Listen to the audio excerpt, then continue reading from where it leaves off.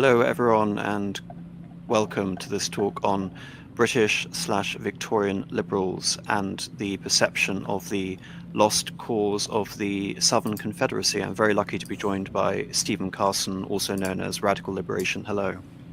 Hello. Yes, it's a pleasure to be on. And as usual with these things, AM will ask me to be on something. And I'm like, well, I really care a lot about that topic, but I don't know that I know more than you. So hopefully I can bring a passionate interest, if not a tremendous amount of historical knowledge to this. Well, I think you're very much underselling your own expertise there, but I'm very, very lucky to have you on regardless. There is, I mean, just in terms of, because this will seem like a rather obscure topic for people familiar with the work on this channel. Interestingly enough, there are parallels with a lot of things that have been covered before regarding the British Empire, but also regarding a stream I did with Charlemagne and Robert E. Lee. But actually, the idea came from you originally, which was around the time I was doing the research for that. I think you asked me a question regarding what my opinion on Lord Acton was. And I was trying to find a nugget of interest regarding Lord Acton, because he's not someone that I'm particularly interested in. But there was one element that caught my eye, which of course was his lionization of the legacy of Robert E. Lee and how that related to that stream, because that was, again, something you don't really hear much about. You hear, I mean, just reference who Lord Acton is, Lord Dalberg-Acton. He's this famous Liberal Party MP who also has a strong connection to Europe. He was born in Naples. He was ultimately a major fixture in the life of sort of liberalism in Germany, but he was a famous Catholic historian. He was a friend of the most famous Liberal Prime Minister of the Victorian era, William Gladstone. If you look at the thumbnail, the image is actually of Gladstone on the left and of Lord Acton on the right. Nice. But that is a way to try and bring up the conversation of Lord Acton and look at this idea of his own appreciation of Lee. I thought I'd start with a letter, which is to Robert E. Lee, dated the 4th of November, 1866. It cannot have escaped you that much of the goodwill felt in England towards the South, so far as it was not simply the tribute of astonishment and admiration won by your campaigns, was neither unselfish nor sincere. It sprang partly from an exultant belief and hope that America would be weakened by the separation, and from terror at the remote prospect of Farragut appearing in the Channel and Sherman's landing in Ireland. I am anxious that you should diminish the feeling which drew me aware toward your cause and your career, and which now guides my pen, from the thankless and unworthy sympathy. Without presuming to decide the purely legal question, on which it seems evident to me from Madison and Hamilton's papers that the fathers of the Constitution were not agreed, I saw in states' rights the only availing check upon the absolutism of the sovereign will, and secession filled me with hope, not as the destruction, but as the redemption of democracy.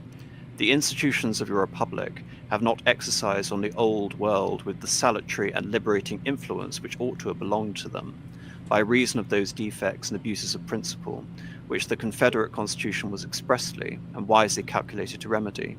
I believe that the example of the great reform would have blessed all the races of mankind, by establishing true freedom, purged of the native dangers and disorders of republics. Therefore I deem that you are fighting the battles of our liberty, our progress, and our civilization, and I mourn for the sake with what was lost at Richmond more deeply than I rejoice of which was saved at Waterloo. So I'm sure many people who are aware of Acton, a famous line, a famous line, hearing there, that from Acton, who many people again will be somewhat aware of him from the quote, power corrupts and absolute power corrupts absolutely. And here he is talking about the Confederate Constitution as talking about establishing the reform that would bless all the races of mankind. I mean, it's not necessarily something you would expect, is it? Oh, and I perhaps worth mentioning right now that unlike most of the English, as we'll find out later, who were sort of favored the South during the war, but then forgot they had done so later. Acton never stopped, right? Now you're reading a letter he actually wrote to Lee around the time, I think, right? I believe it was. Well, I don't know when he wrote that letter, but it wasn't too long after the war, I believe. But he was a defender of the South, like for the rest of his life. He never forgot that he thought that the South was in the right. Yeah. Yes, that's indeed true. And it's interesting just mentioning the elements which he brings up here, because many liberals were united in their support of the South, but there was also a large degree of heterodoxy in terms of why certain liberals came to that opinion regarding the South. So to look at Acton, Acton is probably the most famous British liberal supporter of the South, but this view is in no way representative of all the opinions that come out of the South.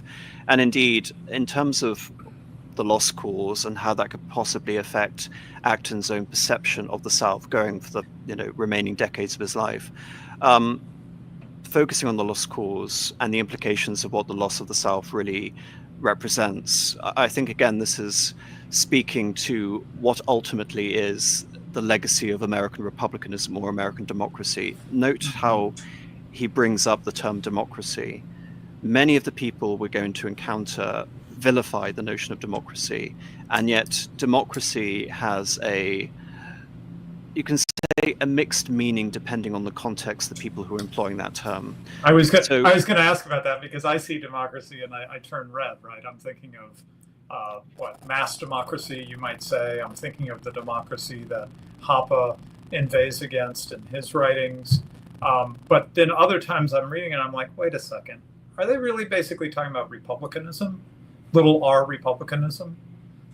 And I think it's appropriate that I bring in a segment from Alexis de Tocqueville, because that, I believe, is really the origin of the use, or rather you can say the misuse of this term, which is de Tocqueville's Democracy in America.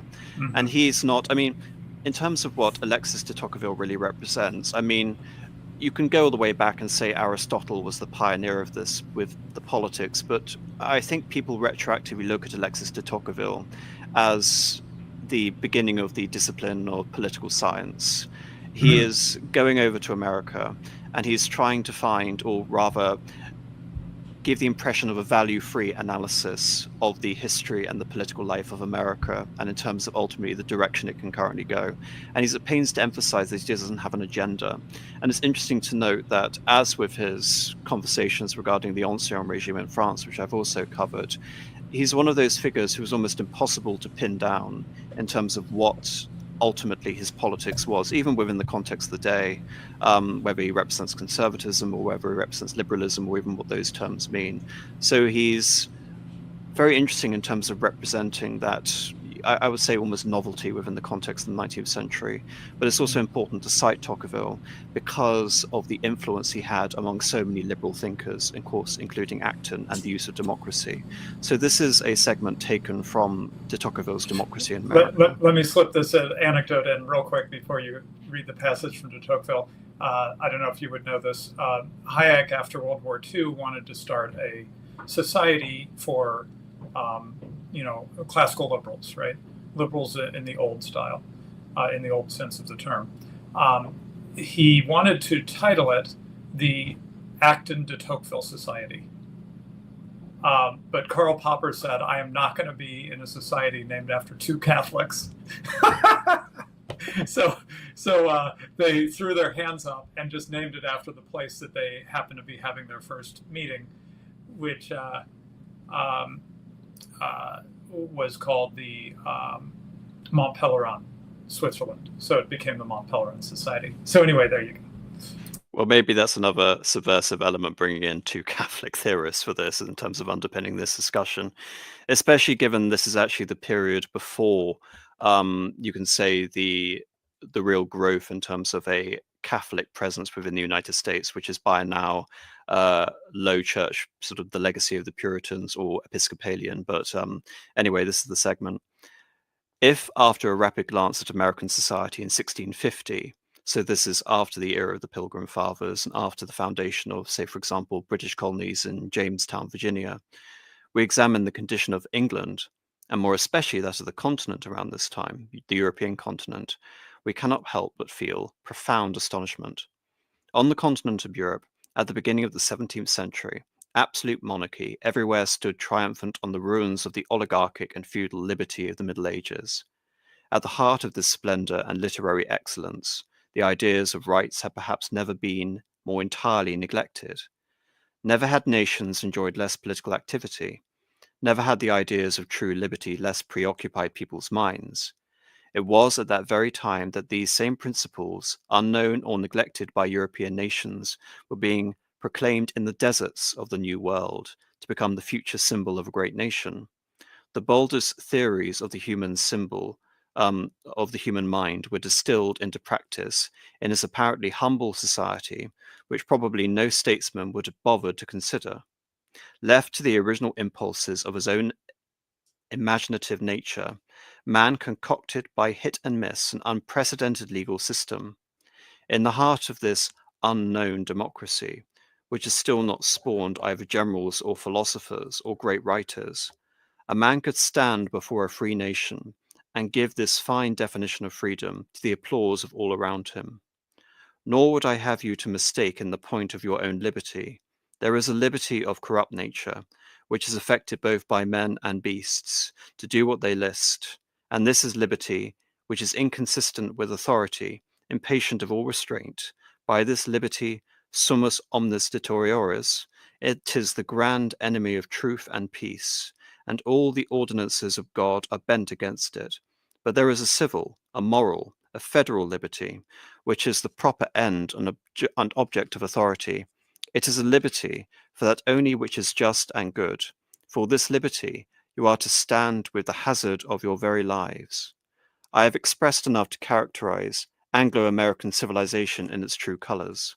This civilization is the result of two quite different ingredients, which anywhere else could have often ended in war, but with Americans had somehow succeeded to meld together into a harmony, namely the spirit of religion and the spirit of liberty. Just emphasis again in terms of the two distinct ingredients, in terms of the dichotomy, and ultimately you can say the ingredients of the civil war. That's also an element I think we should understand in terms of this whole picture of the American condition. The founders of New England were both sectarian fanatics and noble and innovators. Although held by the most restricting ties of certain religious beliefs, they were free of every political prejudice. From that arose two inclinations which, though different, were not in opposition, and we can easily discern their traces in the morals as well as the laws of the country. Men sacrificed their friends, families, and country to religious opinion. They are thought to be devoted to the pursuit of this intellectual goal, which they have purchased so dearly. However, we see them seek with an almost matching zeal material wealth and moral pleasures, heaven and otherworld comfort and freedom in this. In their hands, political principles, law, and human institutions appear flexible and can be shaped at will into any combination. Again, this whole nature of, you can say, the transition we see from like the Articles of Confederation and even the spirit that created the federal constitution in the first place. Before their advance, the barriers which imprisoned the society into which they were born were lowered. Old opinions which for centuries had governed the world melted away. An almost limitless path, a field without horizon, opened before them. The human spirit rushes forward to travel these places, but it stops of itself at the limits of the political world and lays aside the use of its most awesome abilities. It renounces doubt, abandons the need for innovation, and even refuses to lift the veil of the inner sanctum. It respectfully bows before the truths and accepts without discussion. Thus, in the moral world, everything is classified, systematized, anticipated, and decided beforehand. In the political world, everything in a state of agitation, dispute, and uncertainty. In the one, a passive, if voluntary obedience; in the other, an independence scornful of experience and eager in the pursuit of authority. Far from harming each other, these two inclinations, despite their apparent opposition, seem to walk in mutual agreement and support. Religion looks upon civil liberty as a noble exercise for man's faculties, and upon the world of politics as a field prepared by the Creator for these efforts of man's intelligence. Religion being free and powerful and content with the place reserved for it in its own sphere of influence, is fully aware that its rule is all the more unshaken because its domination over man's heart is supported by its own strength alone. Liberty looks upon religion as its companion in its struggles and triumphs, as the cradle of its young life, as the divine source of its claims. It considers religion as the guardian of morality, morality as the guardian of law, and the security that freedom will last. Now, I found that quote very interesting in terms of really, I think, understanding, you say, the not just the ideals of the again the Puritans, the founding fathers, but you can say again this religious and ideological spirit and how this pertains to the idea of liberty, but also seeing America as a blank canvas for which we can see various political experiments. In other words, you can say it's a factory, it's a political factory, the source of constant agitation. All of these things are in motion. And it's really, you can say, it's the potential for what can be realized by this spirit, but also this desire to innovate and all of these with all of these political opportunities which have not been afforded by the rigid and absolutist conditions which are apparent in the old world of the 17th and the 18th century, this before the era of the French Revolution. And I think you can see that it's this, I mean, de Tocqueville is not by any means, you can say, determined that the American experiment is a necessary good. He has a very nuanced perception when it comes to this thing. But in terms of this perception, you can look at that and say that the spirit would very much inspire, you can say, the liberal romanticism, because when we talk about the 19th century, we're also talking about the era of romanticism as well, how that could inspire English liberals and indeed figures like Acton. I wanted to jump in on this experimental aspect, more of an emotional response. First of all, I remember growing up, we were told that, America is the laboratory of democracy, and the part of the point of the federal system is that we can try things out at a smaller level, a local or a state level, before doing them across the country. Don't know if it's always worked out quite that way.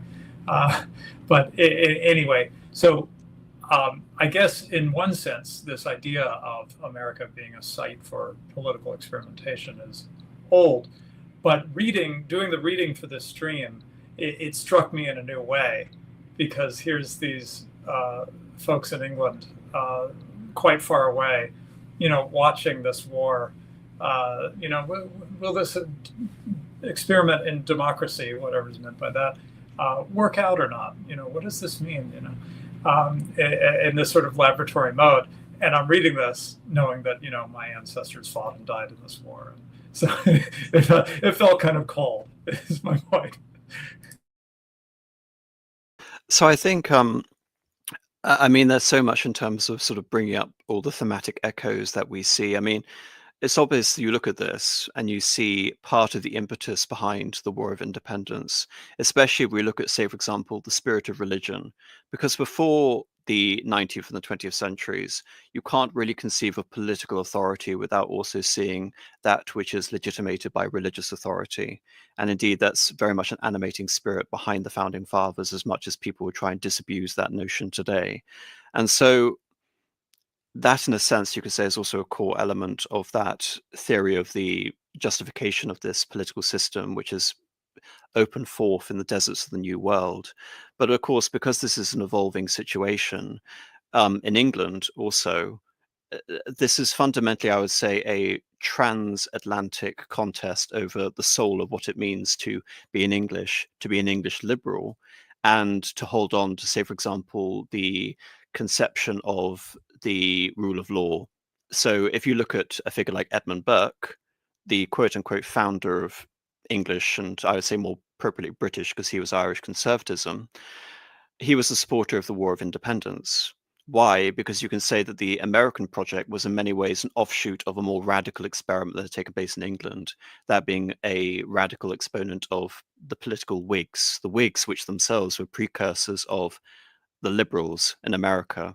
And when you come to the Civil War, it's very much that these same arguments are sort of playing out, albeit this is a dispute within the states themselves, the war between the states, as opposed to something not directly involving Britain, but it very much involves Britain commercially in terms of its foreign policy, but also in terms of the arena of ideas. You can't, say, for example, look at the American Revolution and perhaps think, okay, what is the link between this and the Great Reform Act of 1832? Or indeed, you look at the triumph of the Union in 1865 and see how could this possibly affect the first Gladstone ministry from 1867 or the Great Reform Act of that same year. I think it's important to note that as we're talking about the connection between Victorian liberals and the lost cause of the Confederacy, how yes, on the one hand, you can see that the American project is a source of experimentation. But even today, I believe that link between the colonies and the mother country has not been entirely severed. The link in terms of its culture, the institutions, the whole nature of common law, all of this permeates. And so I think it's therefore instructive that as we look at the evolution and the heterogeneous nature of the British Empire and how the Independence War was such a pivotal moment in terms of understanding the future course of the British Empire, how looking at the British perception of the Confederacy and the Civil War can also inform those same arguments regarding how the Americans saw themselves and how the British effectively were going to be inspired or ultimately would shun the various political developments coming out of America. Sorry, that I probably should have gotten this in earlier, but the de Tocqueville passage, he talked a lot about the interplay of religion and liberty and so forth. I just wanted to mention something that I remember being quite striking reading Murray Rothbard, who on this, he was not a fan of America's wars as a general thing. He was an anti-U.S. empire guy, and this is anachronistic. He wouldn't have known this term, but an anti-gay, anti-globalist American empire guy. But he did write about America's two just wars. And one he thought was the colonies seceding from Great Britain. And the other he thought was the war between the states, where the just side was the southern side. And in talking about the war between the states, he said something that shocked me, but has made a lot more sense the more I've learned since then. He said that this was a war that was between a society that had effectively abandoned Christianity, that is the North, versus a society that was still made up of Christians, that is the South. So I wanted to bring that angle in as we think about the religious aspect of America and what it's come to by the time of 1861.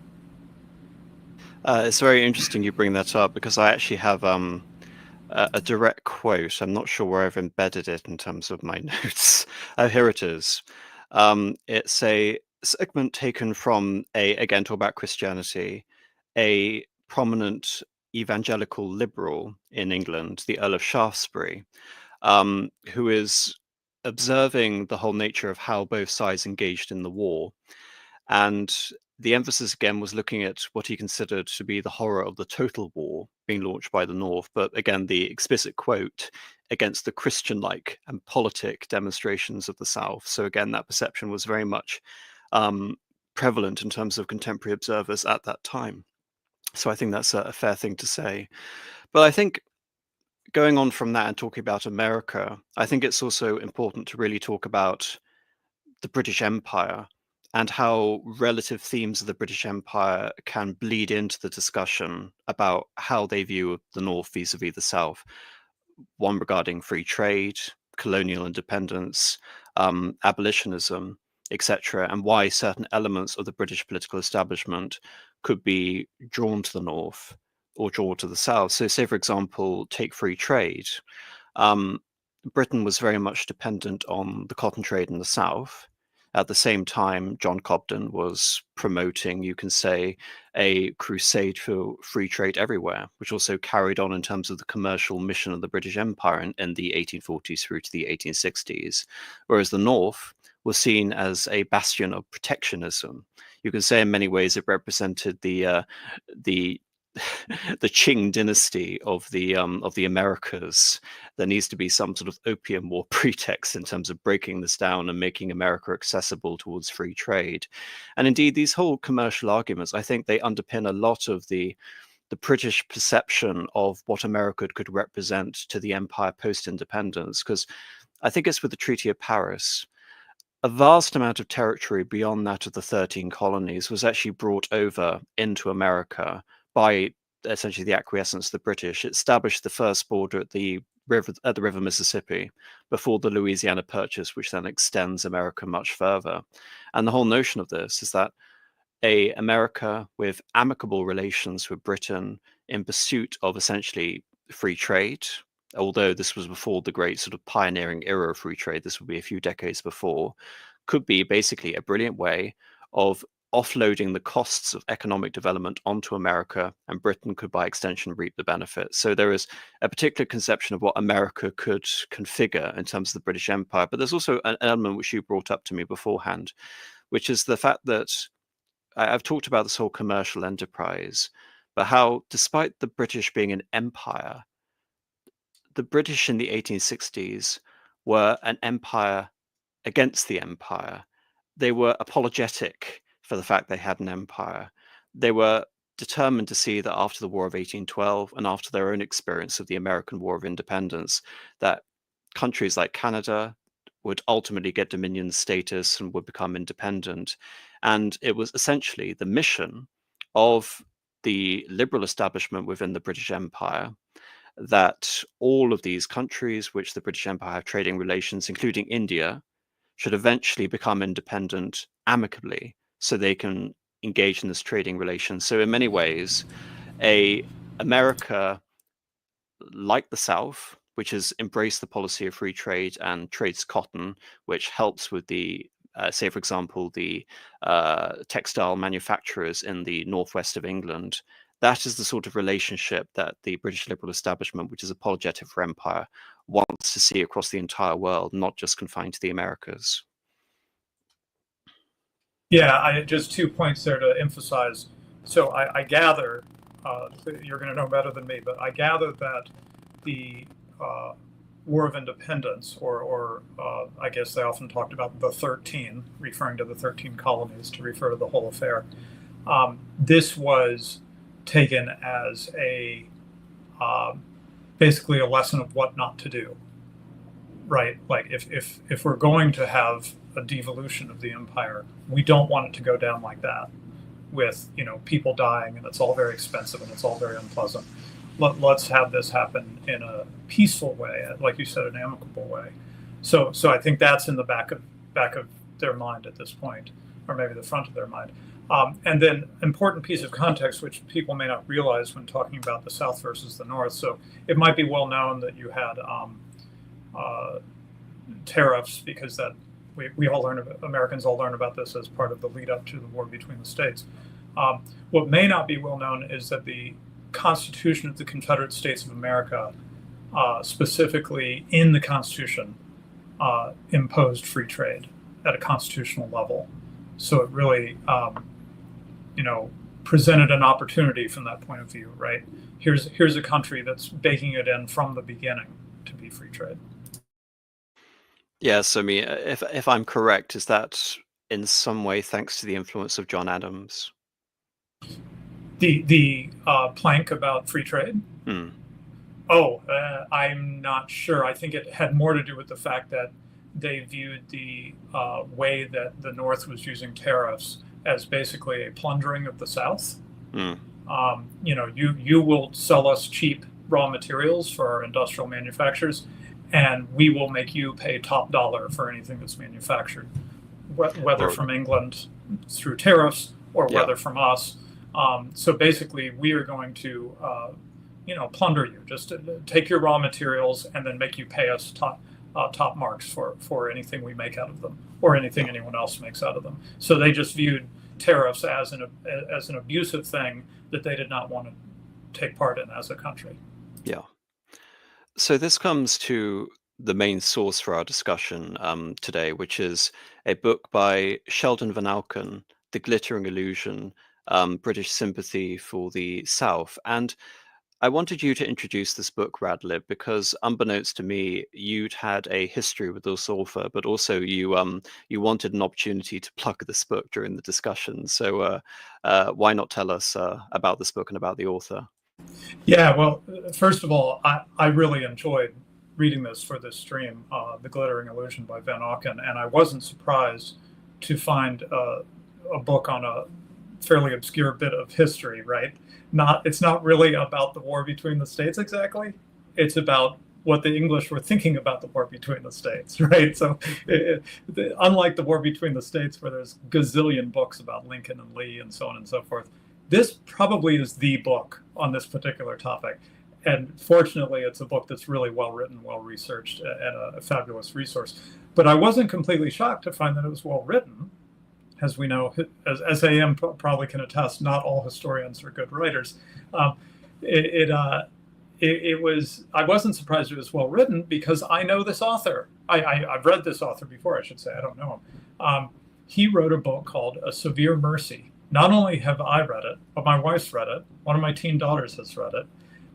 It is well loved in, I don't know, evangelical circles, Christian circles, I don't know. It is a book about his relationship with his wife, the conversion of the two of them to Christianity, their friendship with C.S. Lewis. He actually wrote this book. The research for this book was done in Oxford, Cambridge. I get them confused. Sorry. And they knew C.S. Lewis personally, hung out with him, and sort of what goes on with them, the way God works with them after that. It is a book I highly recommend. You will never forget it. Everyone I've had read it, including my wife and daughter, have just been very, very struck, shall we say, and it's very valuable from a spiritual point of view to read the book. So anyway, just wanted to hawk that book, A Severe Mercy by Sheldon Vanauken. And also for people who want to read The Glittering Illusion, in addition to being well written, it's actually very short as well, so it won't take you that long to get through it. It's basically a series of essays. But reading a segment which follows on from what we were just saying about the perceptions of the South and the North, although England and the South were economically complementary, the friendly sentiments that might have followed from that fact were checked in England by Southern slavery, in the South by English abolitionism. So did you want to add just a little bit of context regarding the British position on slavery specifically up until this point? Okay. Yeah, okay. Right, so slavery, the slave trade, you're going to know the years. The slave trade is abolished in 1807. Yes. Did I get that right? And then slavery is abolished throughout the British Empire. What year is that, Am? Off the top of my mind, it's somewhere in the 1830s, either sort of 1833 or 1834, around that time. Right. And as people like our friend Carl Benjamin like to emphasize, the British Empire then became a sort of crusading abolitionist empire. Not only did they abolish it in their own domains, but they tried to push for it to be abolished in other places they had influence, and use their considerable sea power to do so, right? And so you would think that because of their big emphasis on abolition, they would be immediately hostile to the South. And in fact, Vanauken says they kind of were right at the beginning, right when they seceded. Their initial instinct was, number one, they're like, rebels against, they're just these rebels. And then number two, they are, they were buying the explanation that it's all about slavery. That shifted very quickly, their perspective on that. And one of the reasons is something that's well known among my friends, but I don't know it's well known to everyone. In Lincoln's first inaugural address, he made his priorities extremely clear. He said, slavery can last forever. I don't care. I just want those tariffs paid. So from Lincoln made his agenda clear, which is that this was a war about economics. It was not an ideological war to end slavery, which is what everyone gets told later, that it was about slavery. But that's not what Lincoln said, if you actually read him. And what's interesting is the English read him. They read that inaugural address, and it did seem to influence their view quite a bit, right? Yes, I think that's fair. I mean, you can't really say it began to affect the cause of slavery until at the very earliest 1862, but then by 1863 with the Emancipation Proclamation. But of course, this is talking about the perception right up until the Civil War. But as you're completely correct, those are informing the positions right after Lincoln makes it clear that it's not from the outset a crusade for the abolition of slavery. It is difficult to be sure of what Englishmen really thought in 1860 about the United States, or of what distinction, if any, was to be made between the North and the South. Books of travellers were often slanted in harmony with a particular political bias. Generally, either the more democracy in England would be undesirable, and therefore the democratic United States and all their works must be discredited, or that more democracy at home was precisely what was wanted, and therefore the doings of the transatlantic utopia must be eulogized. Since those fortifying the former position were more apt to be wealthy enough to travel, most of the book stresses the boorishness of just an interesting point he references here, which is Jonathan. Now, I believe this is a reference to cousin Jonathan or brother Jonathan, who before the advent of Uncle Sam was almost a American equivalent of John Bull. Would you be more familiar with that than perhaps I am? This book is the first time I ever saw Jonathan used as a way to refer to Americans in the way that we'd use John Bull or Uncle Sam or something like that. That was completely new to me. I had no context for that. Well, I think in the same way that no one in this country has heard of John Bull, I think that's perhaps only appropriate. Um, the corruption of his governments, but again, Jonathan is he's basically, you can say this. He is the quintessential Yankee. He's not American specifically, but he is a Yankee, and again, that's what informs the perception. He is not a Southern gentleman. He is a Yank. The corruption of his governments, and the merriment to be found in the spectacle of such a tobacco-chewing ignoramus's attempt to govern himself. Apart from travellers, and again, this actually goes back to a point made by de Tocqueville, that despite the fervour of religion and the experiment with liberty, this was yet to be a country which generated the best artists and the best philosophers who were still part of the ancien regimes of Europe at this time. And again, you can say that it is the perception of the desert in the Americas, which still informs, you can say, the cultural prejudice before America develops its own artistic and literary traditions at this time, its musical traditions. Do you think that's fair to say? Oh yeah, I mean, I would say to this day, I don't. Well, okay. Certainly throughout the 19th century, even much later than the period we're interested in, I don't know that Europe was looking to America as any kind of great source of culture, right? I guess in the 20th century, America did become culturally influential, though there's many Europeans who aren't particularly happy with that influence. That's one way of looking at it. And indeed, that's definitely a theme that we're going to cover here. Apart from travellers, there were Englishmen who never mentioned the United States without a sneer, others who never mentioned them at all. And then there were the Messieurs Cobden and Bright, again, the Cobden being the most sort of prominent uh, free trade theorist. And Bright is this interesting character in the sense that, if I recall, he appears in a lot of the liberal cabinets as he's basically the token radical, whatever that means. The Liberal Party and the Whig Party was not a homogenous outfit. The reason I would say the Liberal Party ultimately destroyed itself is that it never presented the united front. It was always part of these warring factions. And Bright, you can say, represents the most radical wing of this in terms of democratic liberalism, whatever that means, who beyond doubt praised them to a wearisome degree. Look, these latter, at the model republic. Behold its unbroken prosperity, the harmony of its people under the system of universal suffrage, the lightness of its taxation. Behold, above all, the immunity from war. This tendency to see across the Atlantic a beacon to lead the English bark into a harbour or a lighthouse, warning her off the shoals, suggests that at least the more articulate Englishmen saw in the Republic, as in truth they had always done, exactly what they wanted to see. So far, we have merely discovered that while some Englishmen liked the United States, others certainly did not. The distinction between the North and the South is equally difficult to determine. A moral line was drawn between the states where slavery was forbidden and those where it was not. But the line was a little blurred by the Yankee slave trader, as well as by reports of the treatment of the Negro in the North. Nevertheless, evangelical England roundly condemned the Southerners and warmly supported the New England abolitionists.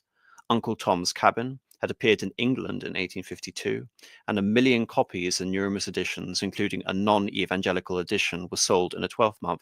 And again, this perhaps would inform your perception as opposed to the original disappointment by the English that the North didn't decide to pursue the slavery question at the outset effectively. Yeah, and real quick, a comment on that previous point there about the line was blurred by the Yankee slave trader.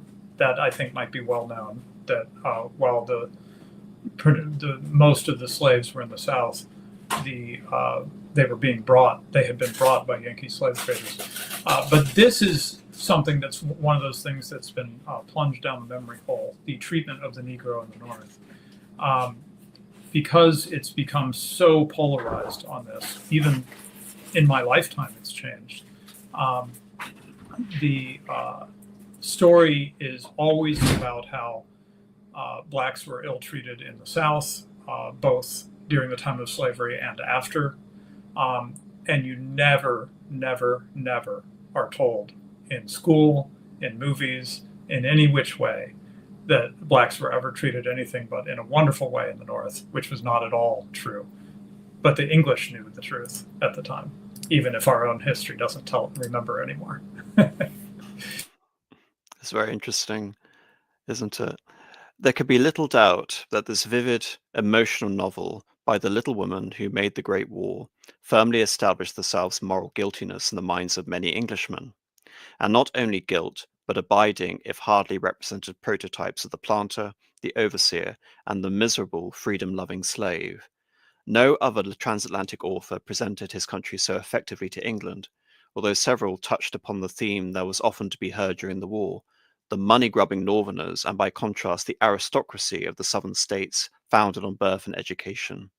The great source book of ideas about America, the most authoritative and in fact the most penetrating, was still Alexis de Tocqueville's Democracy in America, published in 2 parts in 1835 and in 1840, in which years also the English translation was published. No one who read this book could dismiss the American democratic experiment as less than significant, and both those who hated democracy and those who loved it could find much in Tocqueville to support their positions. Again, going back to the fact that he tried to present himself as this, again, our retroactive understanding of the political scientist, because it wasn't a political treatise, it was an evaluation. Again, like I said, this more modern example of the politics of Aristotle. Thereby, people can basically take what they want. Almost, you can say the theoretical example of this in terms of historical theory is someone like Hegel. You have left Hegelians and right Hegelians. You have left Tocqueville and right Tocqueville. Certain English writers, particularly Charles Dickens, with Martin Chuzzlewit, probably had considerable influence in fixing certain unflattering ideas about the United States. But since Dickens' experiences were chiefly in the North, these ideas in his case are related to the generally Yankee type of Brother Jonathan. While the importance of Martin Chuzzlewit in shaping opinion has often been remarked, it is seldom, if at all, remarked in the decade that later came, Thackeray's Esmond. Despite the fact that it deals with the England of Queen Anne's time, it is still Virginia that the gallant colonel chooses for his retirement, and in the final pages, Colonel Esmond speaks of the idyllic country house life and the happy darkies of his new Castlewood in the land.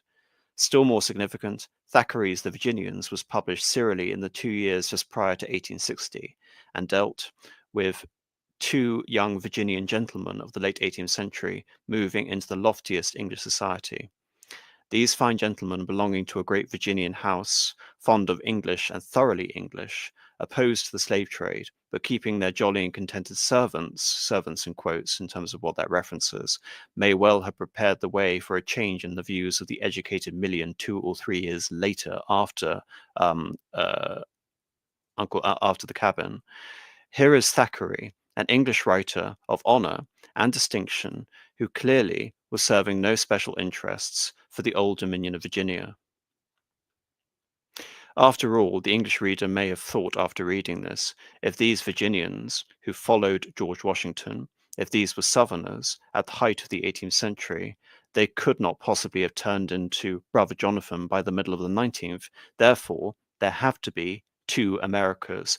And in terms of just the emphasis on Virginia, this is why, again, it was interesting, and perhaps you can say in many ways, I'll confess, that the focus on biography with my stream with Charlemagne on Robert E. Lee is that the cause of Virginia was very much distinct in terms of the cause of the Greater Confederacy as emblematic of the southern states, the deep southern states, because Virginia wasn't a particularly profitable slave state by any means. We don't see the proliferation of the great plantations that we see here. If you look at someone like Robert E. Lee or the traditional planter societies emanating out of the Society of George Washington himself, we see the gradual emancipation as these slave owners basically are eventually selling their slaves off, and these estates are becoming poorer and poorer vis-a-vis the great plantation states of the South. And so as we have this idea, this idealization of Virginia, and as Virginia is distinct from the rest of the South, when Virginia effectively enters into the conflict after, I believe, the Confederate attack on Fort Sumter, the whole conflict and the meaning assumes a different quality for the English. The combination of the fact that Lincoln does not prioritize the abolition of slavery, and now Virginia is fighting the cause against the Union, against the North, it suddenly becomes the fight against Northern aggression, again, the war of Northern aggression, and the violations of the US Constitution, going back again to this conception that even within the Federalist Papers, among Madison and Hamilton, there is still friction as opposed to this conception of what the United States mean. Is the federal government simply a treaty of sovereign states, or is it an indissoluble union? This effectively was a question which was the defining feature, more so than slavery, I believe, of the war between the states, or the American Civil War.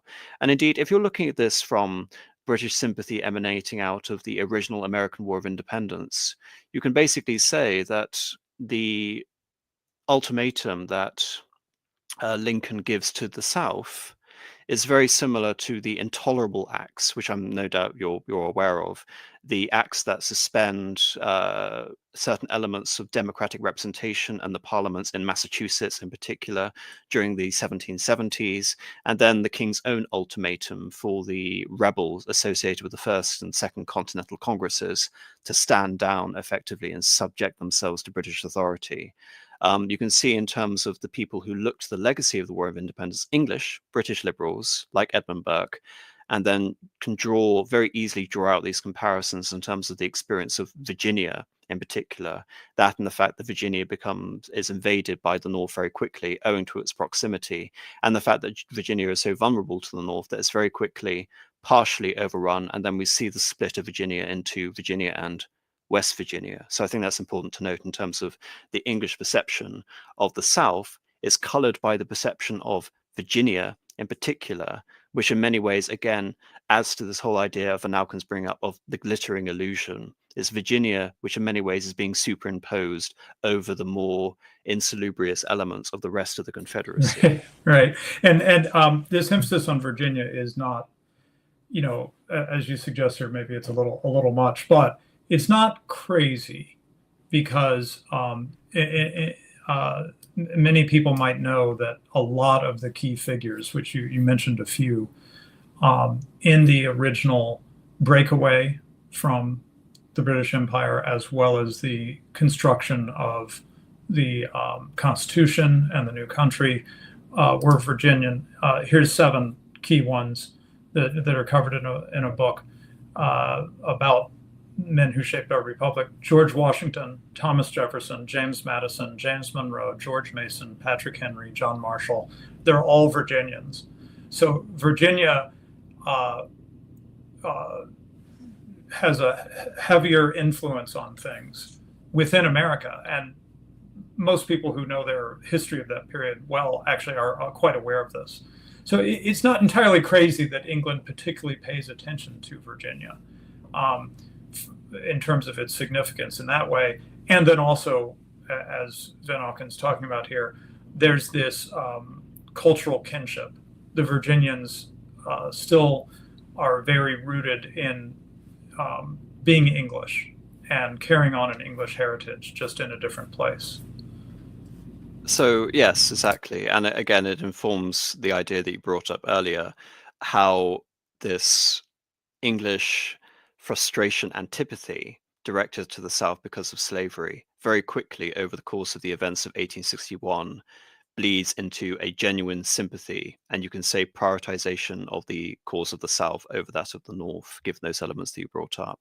But again, just to build upon those things again that you brought up between the distinction between North and South, and this is going back to Vanauken, the principal distinction between the North and the South was that between democracy and aristocracy. But there had to be a reason for so fundamental a difference between nations which were, after all, both of English descent. Englishmen and Southerners discovered their reason in the varied origins of the original 13 colonies.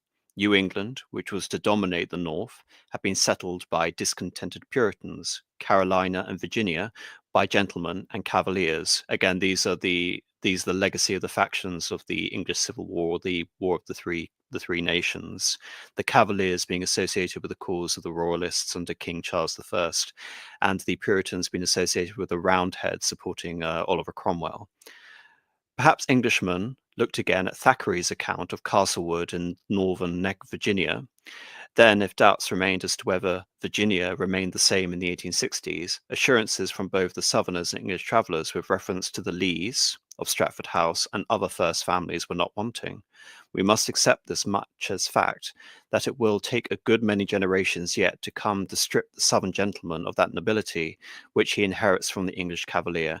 And again, I was at pains to mention that even though the Americas didn't have titles in the same way that Europe at that time and before definitely had titles, Lee was, you could say, the perfect embodiment of the planter society. And given also his links directly with the Washington family and Light Horse Harry, he was, in terms of his lineage, in terms of the position he offered, in terms of his military career, in terms of his wealth derived from the land, he was the closest thing America could have to an aristocrat without formally calling him, the Viscount Lee or whatever, which would be the equivalent.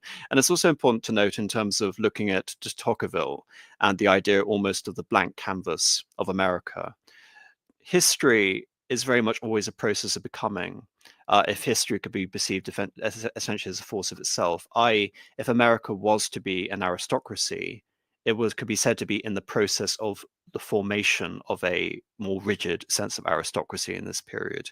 And that again is another core element between sympathy towards the South and sympathy towards the North. It is the zeal of democracy, which is associated, again, less with the more blanket term used by Tocqueville and Acton, but democracy as being the force for equality, and in terms of the opponents of democracy, a leveling equality versus that admiration for the values that, say, for example, are characterized by a Robert E. Lee.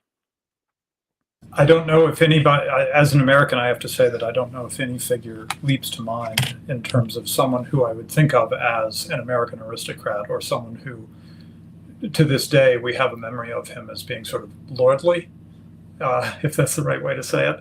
I can't think of another figure that would approach Robert E. Lee. He continues to ring through, even today, even all 200 years later or whatever. He continues to be someone we remember with this sort of the respect you would have for an aristocrat. But that would confirm the point, wouldn't it? That that really was the consequence of the war between the states, or the American Civil War, that if that was the last convincing emblem of that potential aristocracy, that it was snuffed out as a result of that conflict. Right. In the northern background was the narrow, fanatical, and originally sincere Puritanism of their ancestors, but the Virginians, the Carolinians, and Georgians were almost exclusively offshoots from the grand territorial stock of ancient English gentry, a noble caste which has in no wise degenerated either sex on the soil of the South. In either sex of the soil of the South. The idea took deep root and lasted long past the war. Disraeli's Colonel Capian was a gentleman of the South, and with nothing puritanical about him. An English traveller wandering the Virginia battlefields in 1867 reflects upon what he considers the first cause of the war. On one side of a faint failing line, a race of cavaliers, brave and haughty, with the graces come of birth, of culture, of command. On the other side of that line, men of Puritan descent, shrewd merchants, skillful artisans, which was to give the law. So there's also a point in the chat that someone's bringing up that Gladstone supported the North and Disraeli supported the South. No, that's not fair. I think both of them safely could be said to have been supporting the South, albeit for very different reasons. And again, low as they would admit it, the idea that Gladstone and Disraeli would ever publicly admit to support the same thing on any topic is another subject. Another subject, really. Thus, the South's meaning or maintaining of a old English constitutional government and the North's debasing of theirs with corruption, despotism, could be and were explained by differences of origin and of blood. The explanation indeed made the whole war understandable. It is this fact that the Southerners are another people, and the natural desire which it creates to have an existence of a government of their own, that is the chief cause of this convulsion, the convulsion obviously being an understatement for the war between the states. The Anglo-Southern thesis also explained what at the same time proved the thesis, the sharp contrast perceived with increasing passion between the customs and manner of the two warring peoples. The Englishman that favoured the South as the side of the English gentleman began to fall in love with the Southerner. You know he is a gentleman, said Disraeli's Duke. He is not a Yankee. Again, the pejorative associated with Brother Jonathan. Again, I'm not really sure about the provenance of that, but I think it might emanate around the time of 1812. But anyway, a discussion for another time. But if their affection for the Southerner deepened, so too did their loathing for the Northerner, and both these sentiments were based on the events of the war. It was not, they were quite certain, a slavery war. It was a war between two different races. On the one side were the mongrel alien Yankees, waging war with the harshness, if not the boldness of the Ironsides. On the other, gallant English gentlemen with gay courage, colour, and the courtesy of the Cavaliers. Could any such view honestly be held by a literate Englishman? The answer is that such views were held with unmistakable sincerity by intelligent, educated Englishmen and by Southerners as well. In other words, this wasn't simply the opinions being espoused by a few, say, for example, illiterate reactionaries, which I'm sure is the pejorative which we hurled against this perception of the South. And to take one example, which I've already mentioned to you briefly, Radley, but I just want to give you the full context for that example, which I brought up briefly earlier. Englishmen had never heard of the concept of total war, but they totally condemned it at first sight. Again, this bringing back again the idea of the perceptions being borne out by how both sides had waged the war. The evangelical leader, the Earl of Shaftesbury, wrote to the Confederate Commissioner in London, for the total disregard by his troops of all rights of private property. It contains, moreover, the details of a public meeting held at Washington, where President Lincoln took the chair, and which, under his sanction, passed the following resolutions. Let the Union be preserved, or the country be made a desert. We are convinced that the leaders of the rebellion will never return to their allegiance, and therefore they shall be regarded and treated as irreclaimable traitors, who are to be stripped of all their possessions, deprived of their lives, or expelled from the country. I was, I confess, taken aback by such an expression of deliberate ferocity from the lips of a civilized and supposedly Christian people. I am certain that the first sentiment of the bulk of my countrymen, the English, will be a prayer to God that the Confederate States may not be tempted to enter upon reprisals, and that the war may be conducted on one side at least according to those military rules which humanity has suggested and observed for the mitigation of this fearful scourge. And later he would write again, I am deeply thankful to read that the Confederate Provost Marshal has issued an order of the very reverse, that this is a Christian-like war. So, yeah.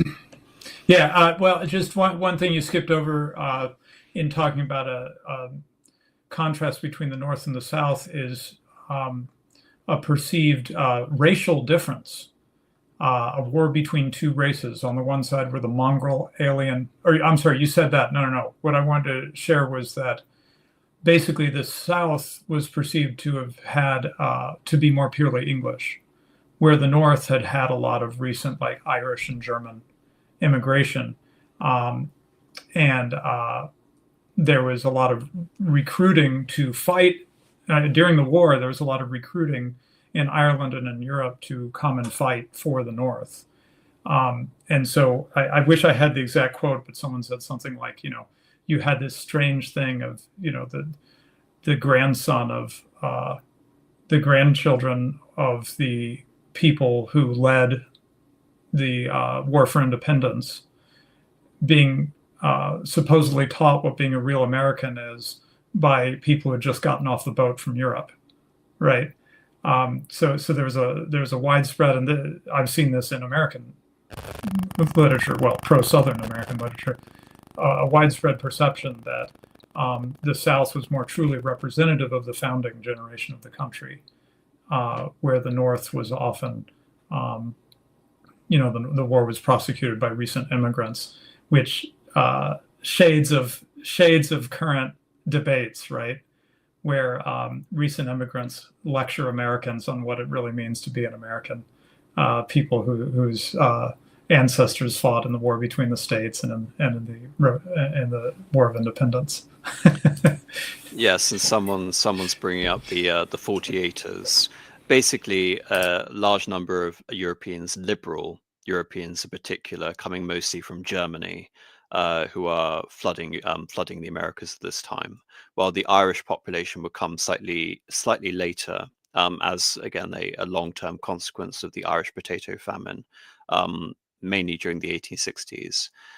So now, I mean, there's also one point I want to mention in terms of substantiating this view by the English, which is Lee's own position in terms of reaching the surrender at Appomattox to Ulysses S. Grant, which was the option was given to him of waging a guerrilla war for the South.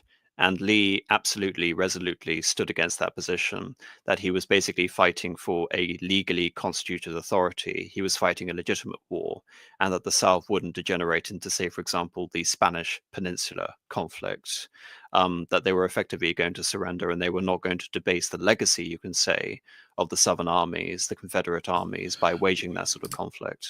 Yeah, and Lee, through his leadership, preserved us from a chaotic time that could have happened, right?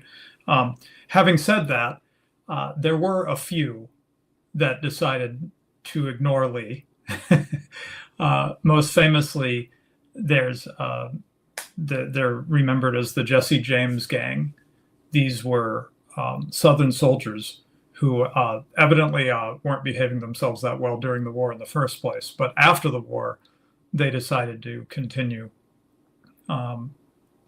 fighting, basically. But essentially, they devolved into just, running around and doing crimes. And there's some romance around them, I suppose, but mostly they're remembered as criminals. So we did, in other words, we did have a tiny taste at the cost of some number of people murdered. Of the kind of thing that could have been widespread if someone like Robert E. Lee had said, okay, everybody, this is what we're going to do. We're going to fight them from the jungles. We're going to fight them everywhere, It could have been like the Jesse James Gang times 100,000. And we were preserved from that because of his leadership. And thank you for that context. Again, the irony is I'm talking about the English fixation on Virginia.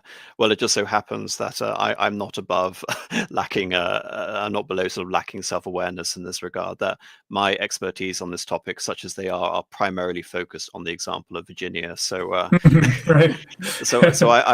I'm more familiar with the Army of Virginia than I am the other theaters of the war. So Yeah, it's very yeah, important. and the James Gang was like in Missouri and Kansas. That's where they were doing their stuff, both during the war and after. So yeah.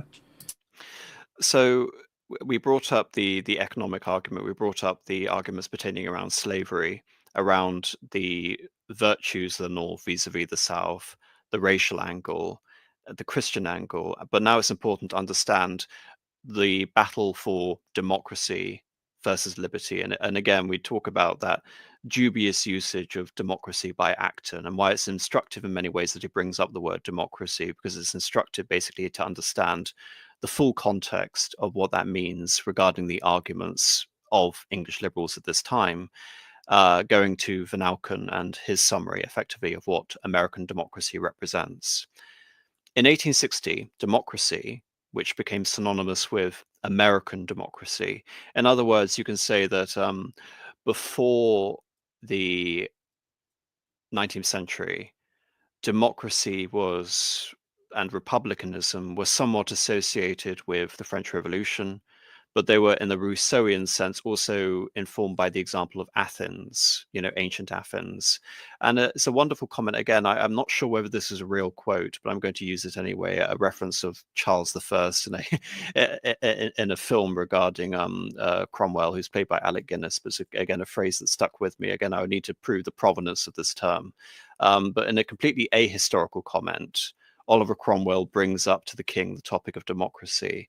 And then Charles I rebuffs with the idea that democracy was an Athenian drollery in terms of sort of understanding that. But again, it's the disparagement of that association with Athenian democracy is now being superimposed on American democracy. America is the vehicle for this alien political system in the context of what was mostly the monarchical systems of Europe. And by the way, this also includes France at this time.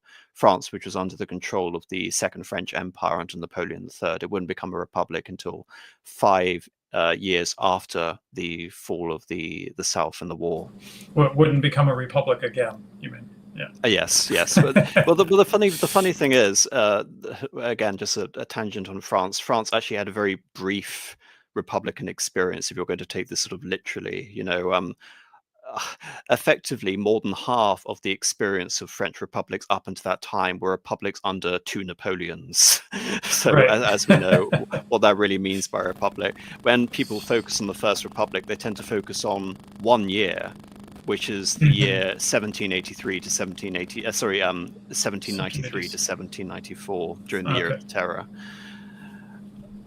And again, that's completely distinct from the quote-unquote republic that would emerge in the 1870s. So again, in 1860, democracy, which meant American democracy, was disliked and was not considered inevitable. Inevitable in the way that we basically see that there is a progressive tide, and if progressivism is going to be associated with anything, it's going to be the inevitable victory of democracy, that we are going to expand democracy at the point of a bayonet, and beginning with the French Revolution, and say, for example, going all the way up to what we see now, the Iraq War being a very prominent example of this. There's a system to be exported, yet also there's an aspect of historical messianic inevitability with the system. It's making the world safe for democracy. Over Indeed. and over and over again. But anyway. Indeed. It's Wilson taken to the nth degree. John Bright and his fellows were met by the deep-rooted conviction that a large democracy could not endure. The model democracy had not proved itself and would not. Sooner or later, a large democracy would either break up into smaller states, or, as France had done, cease to be a democracy. And again, this the legacy of Athens and how Athens plays on the mind of all these people. Athenian democracy worked only because democracy in Athens operated in one city. If you try and expand the system, it will inevitably collapse. In France, this became Bonapartism, i.e. populism, electing a dictator by a series of referendums. And in the South, the example could be the breakup of the Union into the states and perhaps even smaller units as a result of that. And let me just add, speaking from sort of the political philosophy point of view, Hoppe does a great little summary in his Democracy, the God That Failed, if I recall correctly, of all the thinkers going back to Plato and Aristotle, but then many, many others after, who had concluded that democracy was not stable, not tenable as a system of government. And in fact, he went so far as to say, until a certain point quite recently in history, no one had thought democracy was a good idea. There's a long, he feels, unbroken string of political philosophers thinking about politics who rejected democracy. Indeed, even at that time, the Peloponnesian Wars, if you're going to take the example not just from Plato but from history, from Thucydides, it is basically the triumph of oligarchy against democracy, and not in a way which makes democracy out to be a positive force. Let's put it that way. De Tocqueville himself had virtually prophesied such disintegration and has suggested the possibility of democracies being followed by despotism. Thoughtful Englishmen waited for one or both of these facts to be meted out to the United States. Soon some of them hoped for democracies. While they lasted, were unpleasant neighbours. So France had been, and so the United States were, this going back to the legacy of 1812. The disagreeableness of the latter was manifested mainly in the aggressiveness and continental abuse of England. The editor of the Times, Delany, wrote privately to Lord John Russell of England's deep and universal. Lord John Russell, by the way, is one of the three most important Liberal leaders during this time, along with the Prime Minister Palmerston and the later Prime Minister William Gladstone. Deep and universal anger at the foul and incessant abuse of American statesmen, orators, and press. But although it was the chief irritant, abuse was not the only distasteful feature of democracy. Englishmen marked the widespread corruption in political life, and as it seemed to them, the rise of low men to power, while the higher men, unwilling to play the demagogue, were not sought out. Far from seeing the shining light of liberty in the state, subject to and manifesting the will of the sovereign masses, the English critics saw on the unwholesome tyranny of the mob, which to such a worshipper of liberty, such as Sir John, later Lord Acton, was the very antithesis of true freedom. But given time, just comment on tyranny of the mob. This is extremely familiar to anyone who's read the founding fathers in America. They're always writing about the tyranny of the mob. So this is not just an English concern or English liberal concern. It's a concern at the very beginning of the country. The founders, as far as I can tell, were uniformly anti-democrats. So anyway, just thought I'd mention that. Well, no, you're completely correct. I mean, you just need to look to the Electoral College and the whole determination of the parity between the smaller southern states and the northern states, the creation of one senator and later two senators per state, the 3/5 clause, which intentionally inflated the share of the representatives from the southern states, and in fact, the fact the senators were not directly elected at first either. I was gonna bring that up. Direct election of senators. It's really hard to understand our current system after 1913 with the change to mass democratic election of senators, because before then the senator would be appointed by the government of the state because it was meant to be, they're called states, right? They were meant to be their own separate governments that were just in a sort of alliance together. And so these senators you might have thought of as like ambassadors to the UN or something. That was what the intention of the senators was to be. Well, once you hit 1913 and direct election of senators, the system just doesn't make any sense anymore. You can't make any sense of it. And no wonder that people are very confused when they hear someone who knows their history talk about how, it was founded as a republic, not a democracy. Modern Americans that haven't looked into these things are just like, what are you talking about? We all vote for our senators and we vote directly for our presidents, and then the one fly in the ointment that remains is the Electoral College, which every time it seems every election now you have editorials saying, we've got to get rid of this Electoral College because it's this archaic remnant of an undemocratic system of government. And they want to sweep it aside and just go straight for, one man, one vote all the way, right? Well, in the same way that you agitate against, relics such as the filibuster, all of these things again are generated. They understand the mechanisms of democracy, but there are subtle means by which the worst excesses in the minds of the founding fathers can be negated through things which are meant to establish consensus and not simply the domination of the whims of the popular majority at any one time. That's really important to understand. I mean, just take the Senate, for example. You mentioned the example of ambassadors. Well, I mean, it was America's response to the bicameralism laid out in the British uncodified constitution between the Commons and the House of Lords. Effectively, senators were the neoclassical Roman iteration of the British House of Lords. The senators were only elected once every 6 years, and as we see with figures, formerly Dianne Feinstein or Mitch McConnell, in some cases, when you're elected to the Senate, it is effectively a lifetime position, as if it were again, a form of aristocracy. So that was very much the intention at the time. But given time, the United States were bound to break apart, and then an aristocracy or a monarchy would assert its natural right to rule the fragments. All history approved it, and by all history, they're mainly referring to the example of Napoleon I and Napoleon III in France. When upon these cheerful speculations broke, the fact that two nations stood where one had been, the fulfillment of the prophecy was accepted with calm approval. That union has been found to exceed the utmost possibility of national extension. It can no longer act only as a great magnet on the conduct of the old world. Moreover, gradually men saw that the other half of the prophecy was also at least partially fulfilled. The Confederacy took shape in their eyes as something other than a democracy. There, the best men led instead of making money. Henceforth, the American democracy meant the North. It became no less clear to them that democracy had not changed its nature, or rather, it had changed, and only for the worse. The South, therefore, must have acted as a restraining influence, not withdrawn. The foul and incessant abuse directed at England for not sympathizing wholly with the North and condemned wholly the South seemed to amount to a climax never reached before. You will never believe it, wrote an Englishman to a Northerner, but 9/10 of every difficulty between you and us arises from the fact of the feeling that your government does not mean to behave like gentlemen to England. After all, men ask themselves, what have the Northerners ever done to enlist our support?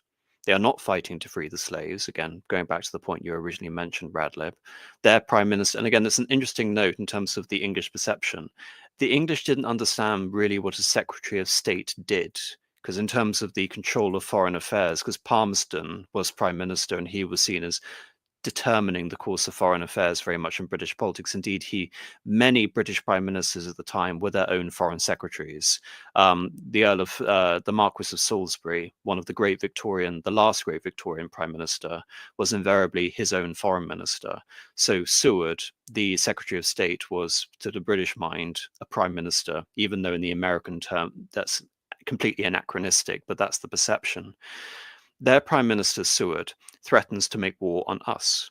Their newspapers are violent, untruthful, scurrilous to a degree which we cannot imagine in this orderly land. Perhaps worst of all, it is their appetite for throwing the blame of their misfortune on guiltless England. Similarly, the long despised corruption in northern democracy seemed to increase. Stories of bribery and graft were too common for a remark. We have no faith in their honour, wrote one Englishman, expressing a very common opinion. We know that they consider honestly, as at best, a policy, not a principle. The foregoing, though not without much truth, is one-sided as the Northern Utopia seen by some of the radicals, or the stainless legions fighting for the black men seen by some nonconformists. But if we would understand the sympathy for the South, we must see not only the South, but the North, as the English friends of the South saw them. The faults in the American democracy, which had caused dislike in the past, were now seen to be unchanged. It was still corrupt at home and abusive to the world. True to its democratic nature, it had elected a low man to high office. To these Englishmen, Lincoln with his crude manners and ill-timed jests, was the appropriate symbol of the disintegrating model republic, the fitting expression of a sovereign rabble. Okay, I have a few comments, sir.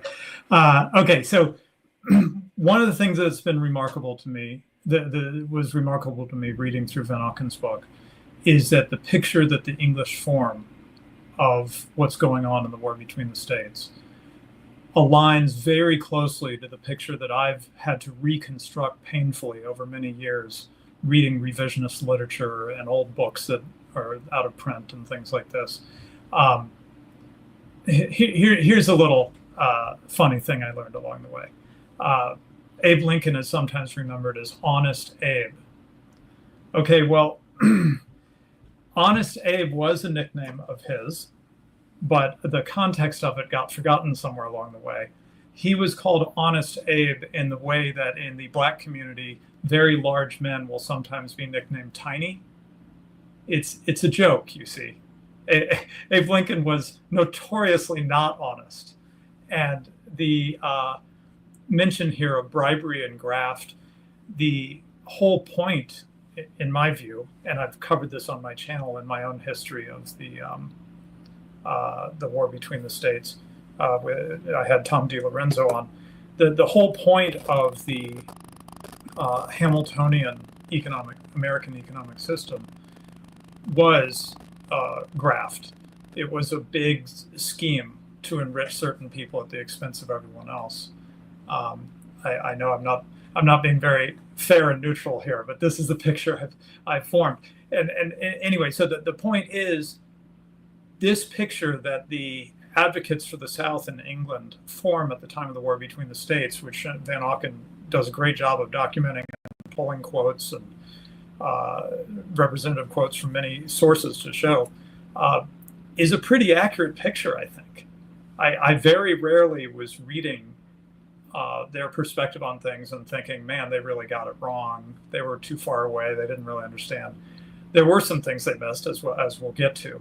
But in terms of the contrast between the South and the North, the contrast between the people of the South and the North, the motivations for the war, I think they mostly got it right during the war. Later, they forgot all of this, as we'll find out.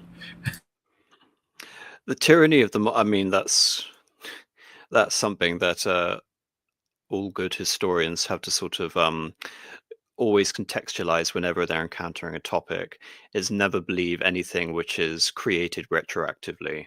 You always have to start before the event, as opposed to work your opinion from things happening after the event. So you can understand how yeah, and this is a well understood point in our circles, right, which is that people will go with the, whoever attains power, whoever wins. Many people will just go along with it. Famous story that after John F. Kennedy was assassinated, they did a poll asking people if they had voted for John F. Kennedy. And based on the poll, more people voted for John F. Kennedy than actually voted for John F. Kennedy. So just to illustrate your point. Well, if we enter into the some of the irregularities in the 1960 election, I think we'll be veering off course completely. But yes, the tyranny of the mob, as they so often called it, the mob, that could override every check of the constitution, tradition, or courtesy, that was the very center of the detestation of democracy. It must be understood that these Englishmen, who dreaded the rule of the people, were, first of all, honestly afraid of it. They did not believe themselves to be selfishly defending privilege, and secondly, they made a sharp distinction between freedom and equality, the first of which they often loved, whilst hating the second. We who live in a world where democracy, or a parody of democracy, is taken for granted, we who do not question that freedom and virtue flourish in a society ruled by the people, we must make a distinct effort, if we would understand these earlier Englishmen, to see democracy as they saw it. Again, just to prove your point there. And again, just in terms of understanding the suffrage in England, pre-1867, the number of people who could vote in England was very, very small. based on the Great Reform Act. The Great Reform Act wasn't a Great Reform Act in terms of emancipating the populace. It was a Great Reform Act in terms of standardizing constituencies, getting rid of the rotten boroughs and eliminating aspects of electoral corruption, trying to bring the more prosperous nascent industrial towns to have political representation, etc. And that provided the basis, equality of representation provided the basis for increasing representation. Yeah. When was that? The 1832. 1832. Yeah. So I thought Vanauken did a great job of explaining that this is sort of an unusual little window in English history when the war between the states is happening over in North America, both in terms of the imperial history, which you already covered, right? It's sort of bracketed between two times of empire, and it's in this little window where, yeah, we're probably going to unwind all this empire, right? But then also in terms of the franchise, it's bracketed between 1832 and 1867, where the vote's been regularized or whatever in 1832, but it's not become a mass democracy. It's not become where millions and millions and millions of people are voting, as it would in 1867. So it's this little window, and he does a great job, I think, of helping us time travel back and not be anachronistic, right? To think that, though I feel like he makes mistakes at certain points, to try to avoid the populist delusion, right? That what the working man thought about what was happening in America had a great influence on the course of what England did. It didn't. They didn't have the vote, for one thing. And again, talking about the liberal perceptions of liberty versus equality and democracy, the irony is, despite various liberals and their attempts to create reform acts that would expand the franchise, between 1832 and 1867, there was an electoral, effectively a guarantee that 60% of the population voted Liberal and 40% of the population voted Tory. So the system of limited franchise actually gave the Liberals a baked-in majority. The only reason, effectively, why, with a couple of exceptions like Robert Peel, they fell out of government was simply they couldn't maintain the unity of the party, rather than the fact that they kept losing to the Tories, effectively. It wasn't until Disraeli, when the franchise was enlarged, that we actually had the redressing of this liberal domination of the upper middle classes and the aristocracy, effectively, and the moving away from liberalism, also associated with very, very small government, retrenchment, etc., towards social schemes, increasing legislation towards, wealth redistribution, etc. That comes in first with the Tories and then later by the socialists. Democracy, they could see it in only one place, the United States. And there they saw, nor the land of the free, but a tyrant under whom neither individual nor minority rights were safe, i.e. Lincoln. Individualistic, educated Englishmen saw themselves a minority, saw a tyrant more arbitrary than monarchs, as indeed de Tocqueville had seen, in the miserable levelling democracy and universal suffrage, which is so rapidly landing the northern states in a perfectly Assyrian despotism. Again, we're talking about a nature of a people who are so well versed in classicism and ancient antiquity. And indeed, this is the era pioneering archaeology. So all of these associations between these cultures, they're in vogue, effectively, in a way that they aren't in vogue today. Such a description was not as fantastic as it sounds. It received much justification from a series of arbitrary arrests and other denials of constitutional freedoms in the United States. The Constitution did not step the way when the members of the legislature of Maryland were seized in the night and hurried off to a dungeon. It did not stop the way then the writ of habeas corpus was taken away from the whole of the loyal North. Many Englishmen, who are to myself, it is essential to any true understanding of those who sided with the South, or more precisely sided against the North, because of their dislike of American democracy, to appreciate that they did not regard themselves as opposing the side that stood for liberty. On the contrary, to them, the tyranny of the mob was the very negation and death of freedom. Again, just that note on the members of the Maryland legislature effectively being sequestered away. Well, of course, that would make sense because Maryland was, if I am correct, a slave state. but also it is north of Washington, D.C. So had Maryland joined in with the cause of the Confederacy, then the Union effectively would be done, because the Union capital will now be surrounded by a hostile country. Right. So there was a military necessity in taking control over Maryland and preventing its course. And indeed, the fate of Maryland in particular was actually a propaganda tool used by the Army of Virginia and the South. Part of the Gettysburg campaign was about bringing Maryland onto the side of the Confederacy, which in turn effectively would have caused the end of the war. So this was a point that was very much understood at the time, even though we have forgotten about it today. Yeah, and just in terms of, again, they got so many things right during the war, which they forgot later, the English here. They saw Lincoln as a tyrant, more arbitrary than monarchs, as Vanauken writes here. Absolutely.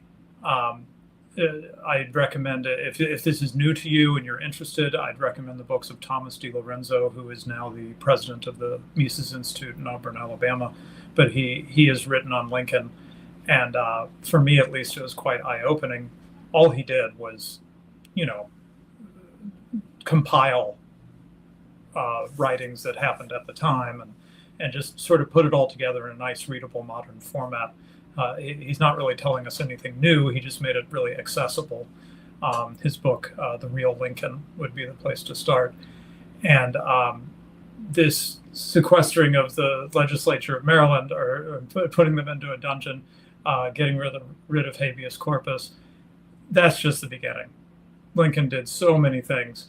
And one of the motivators, it's viewed, for the Lincoln and his cabinet, Lincoln and his main political cronies and stuff, for continuing to prosecute the war, even though they were losing for the first couple of years, is that had the South won, there's a good possibility that Lincoln would have been executed, I think, for crimes.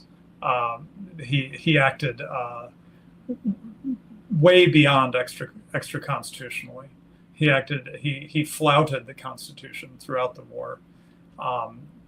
There was no freedom of press. There was none of that sort of thing. So yeah, it's quite strange that people who view themselves as great champions of democracy tend to love Lincoln, because he did not act as a democratic leader in any sense in any sense, but the way that democracy seems to always land us with a figure like this, right? But also in the sense that, just remember, we're talking about post hoc democracy. I mean, the only election that Lincoln won on the issue of slavery was the second term election, which was in 1864 against McClellan. And of course, the southern states weren't participating in that election. And of course, in the first election, he was on a platform primarily of not expanding slave states as opposed to the elimination of slavery. So this wasn't an issue really put to the vote, just to substantiate that point. An appreciation of Southern virtues was not, though, a prerequisite to wishing the Confederate States well.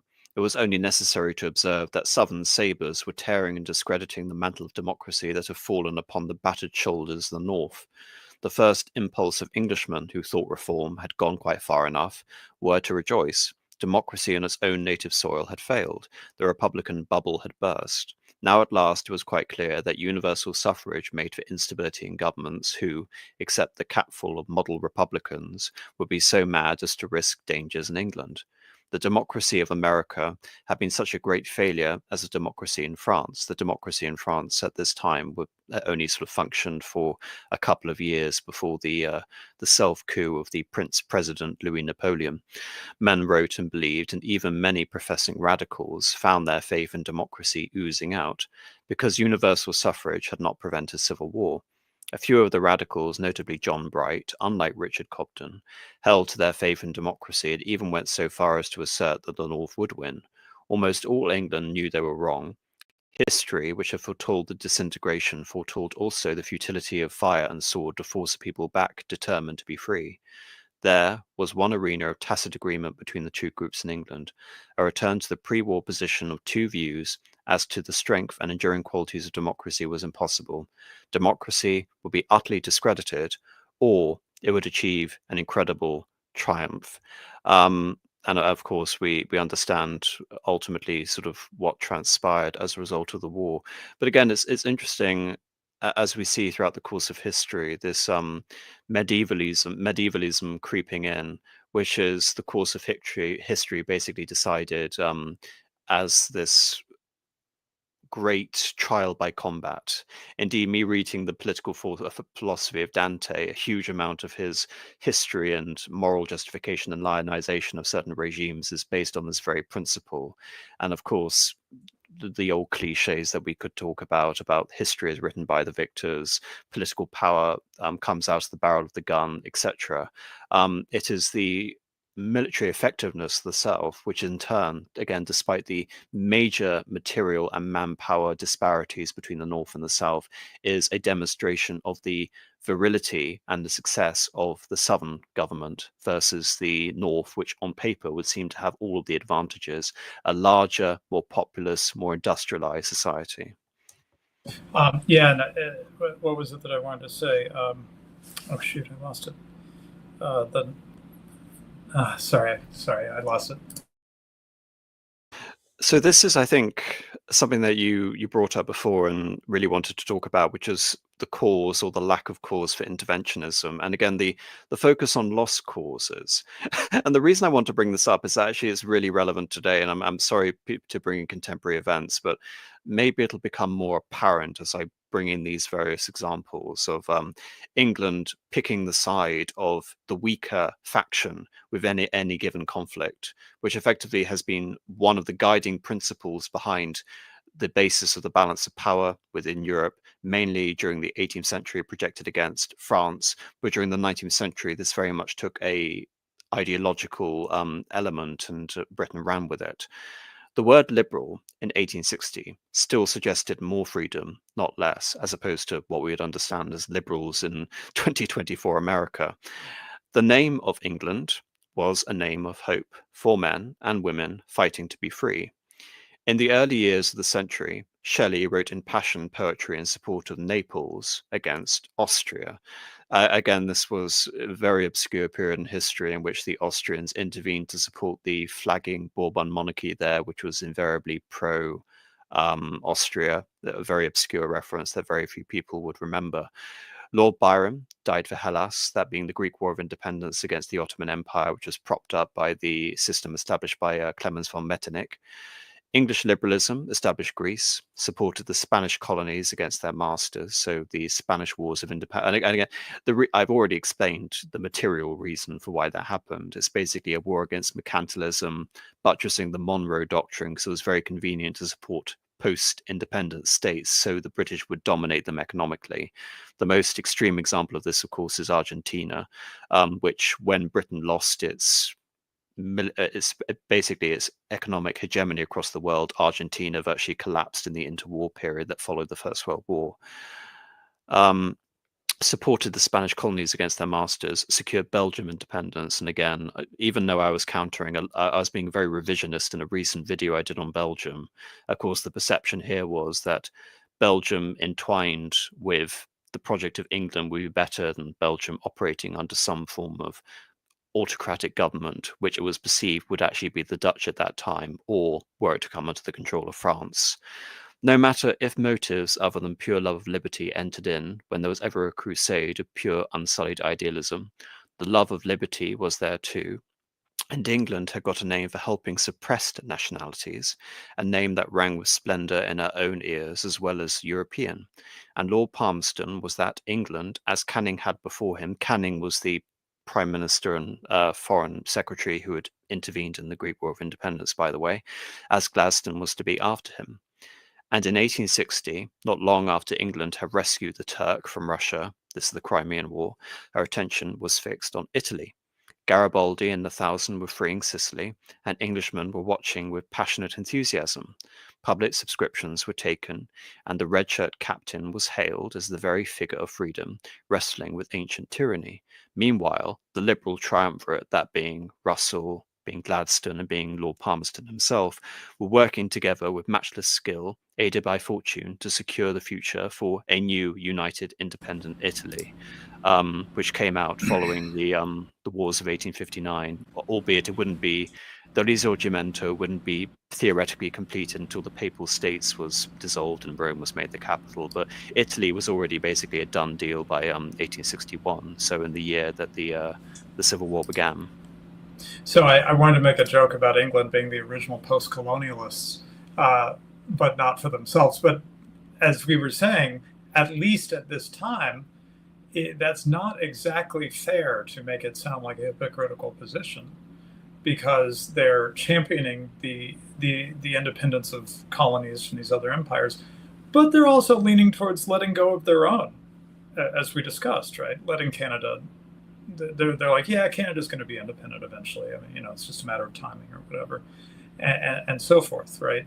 So they're actually being fairly consistent, for what it's worth, in being, post-colonialist at this time.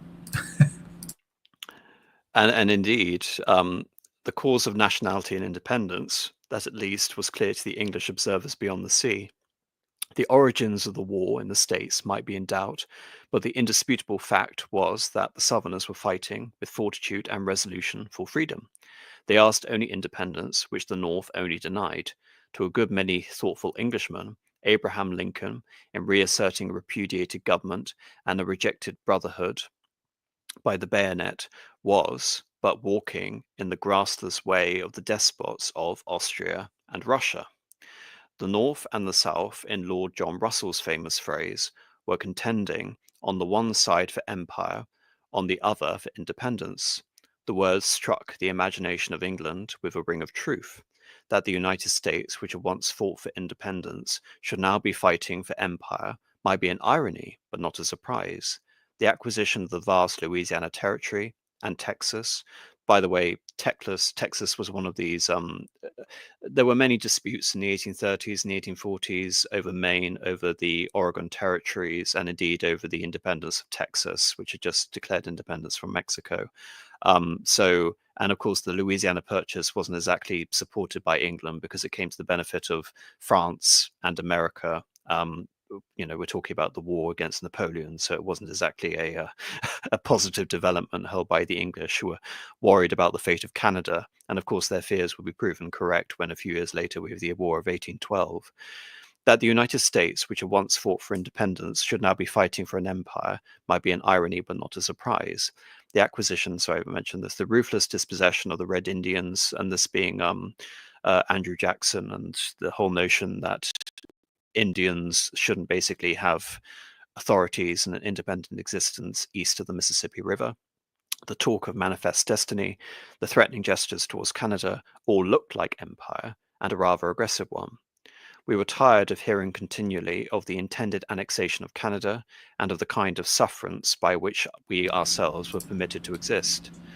Worth mentioning that, as we expect, Trump is steeped in history so deeply that he is able to call back to that original, in his campaigning, call back to that old desire to take Canada and make it part of the United States. That, Trump and his knowledge of history, I mean, you can never underestimate him. Well, there's another thing. There's another thing I mentioned, which is talking about Seward, who was mentioned up. Seward is probably less famous than for his events in the Civil War, but the fact that he was the one who purchased Alaska. That's right. I forgot about that. At the time, it was called Seward's Icebox. So I find it interesting that history is repeating itself, that this Greenland might become Trump's Seward Icebox example. Seward's Folly. Seward's Folly yes. is what we had always heard it called. Yeah. But no, it's interesting how all that history may be playing out. To an England, for the moment interested not in empire, but in trade and progress, the United States were a threat to the peace of the world. Thus, so again, I hate to bring it up, but it seems that we're seeing a very pertinent example, which is ringing out today, which I would say is the example of Russia vis-a-vis Ukraine. So this is a whole mantra that was never dispelled, But given the fact that we're talking about examples of the time and the fact that this was happening, I mean, the Crimean War was literally 5 years before the war between the states. And the English had, I mean, I actually think uh, it's interesting to note that the French, I believe, were as much the principal instigators of that conflict as much as the British, but regardless, the point still stands. So then comes the question. We have a breach when it comes to the southern states. We have all of this purported sympathy. The Liberals are in power. Gladstone, Palmerston, and very much Russell are, from degrees you can say, sympathetic to, outwardly supportive of the Confederacy. And concurrently, I talk about Napoleon III and his intervention in Crimea alongside the British. Napoleon III is very ambitious in the sphere. He wants very much to recognize the Confederacy in the same way that he is building an empire in Mexico and putting a Habsburg Maximilian on the throne of Mexico. So from the French point of view, in terms of their empire, the creation of the Confederacy makes a huge amount of sense, because a Confederate America means that the United States will not be able to intervene to prevent French machinations in Latin America, which is going to be the new sphere of influence. Brazil, Imperial Brazil and Imperial Mexico are going to be this new power block against the United States. They see in the breakaway of the South the promise of the end of the Monroe Doctrine. Yes, the end of the Monroe Doctrine and the end of the empire. So, I mean, there are quite a few counterfactuals. I mean, the thing is, this stream, I believe, my intention of the stream is far more focused on the perceptions of what America is and what the perceptions of America were abroad, but also effectively what was seen as intrinsically American that was lost as a result of this war. We mentioned the example that the South was in terms of the British mindset and that of Victorian liberals, and what the ramifications for the North winning were. So I almost find the fact that the liberals didn't intervene politically, it takes our argument from a conceptual history into a diplomatic history, which I find less interesting. But it's important, it's essential to note all of these important things, because you would say everything leads up to a release of tension. There has to be some sort of climax, and ultimately it's an anticlimax. And this is more remarkable when you consider that the British were actually handed a casus belli. When, say, for example, you see the sinking of if I'm correct, the Lusitania, yeah, and the Panay incident in China vis-a-vis the Japanese. We have that in the Trent incident, with the search and seizure of the British ship, the Trent, for supposedly having Confederate officials on board it. And as we saw with the example in England, there were actually many Confederate officials and ships operating within England at this time.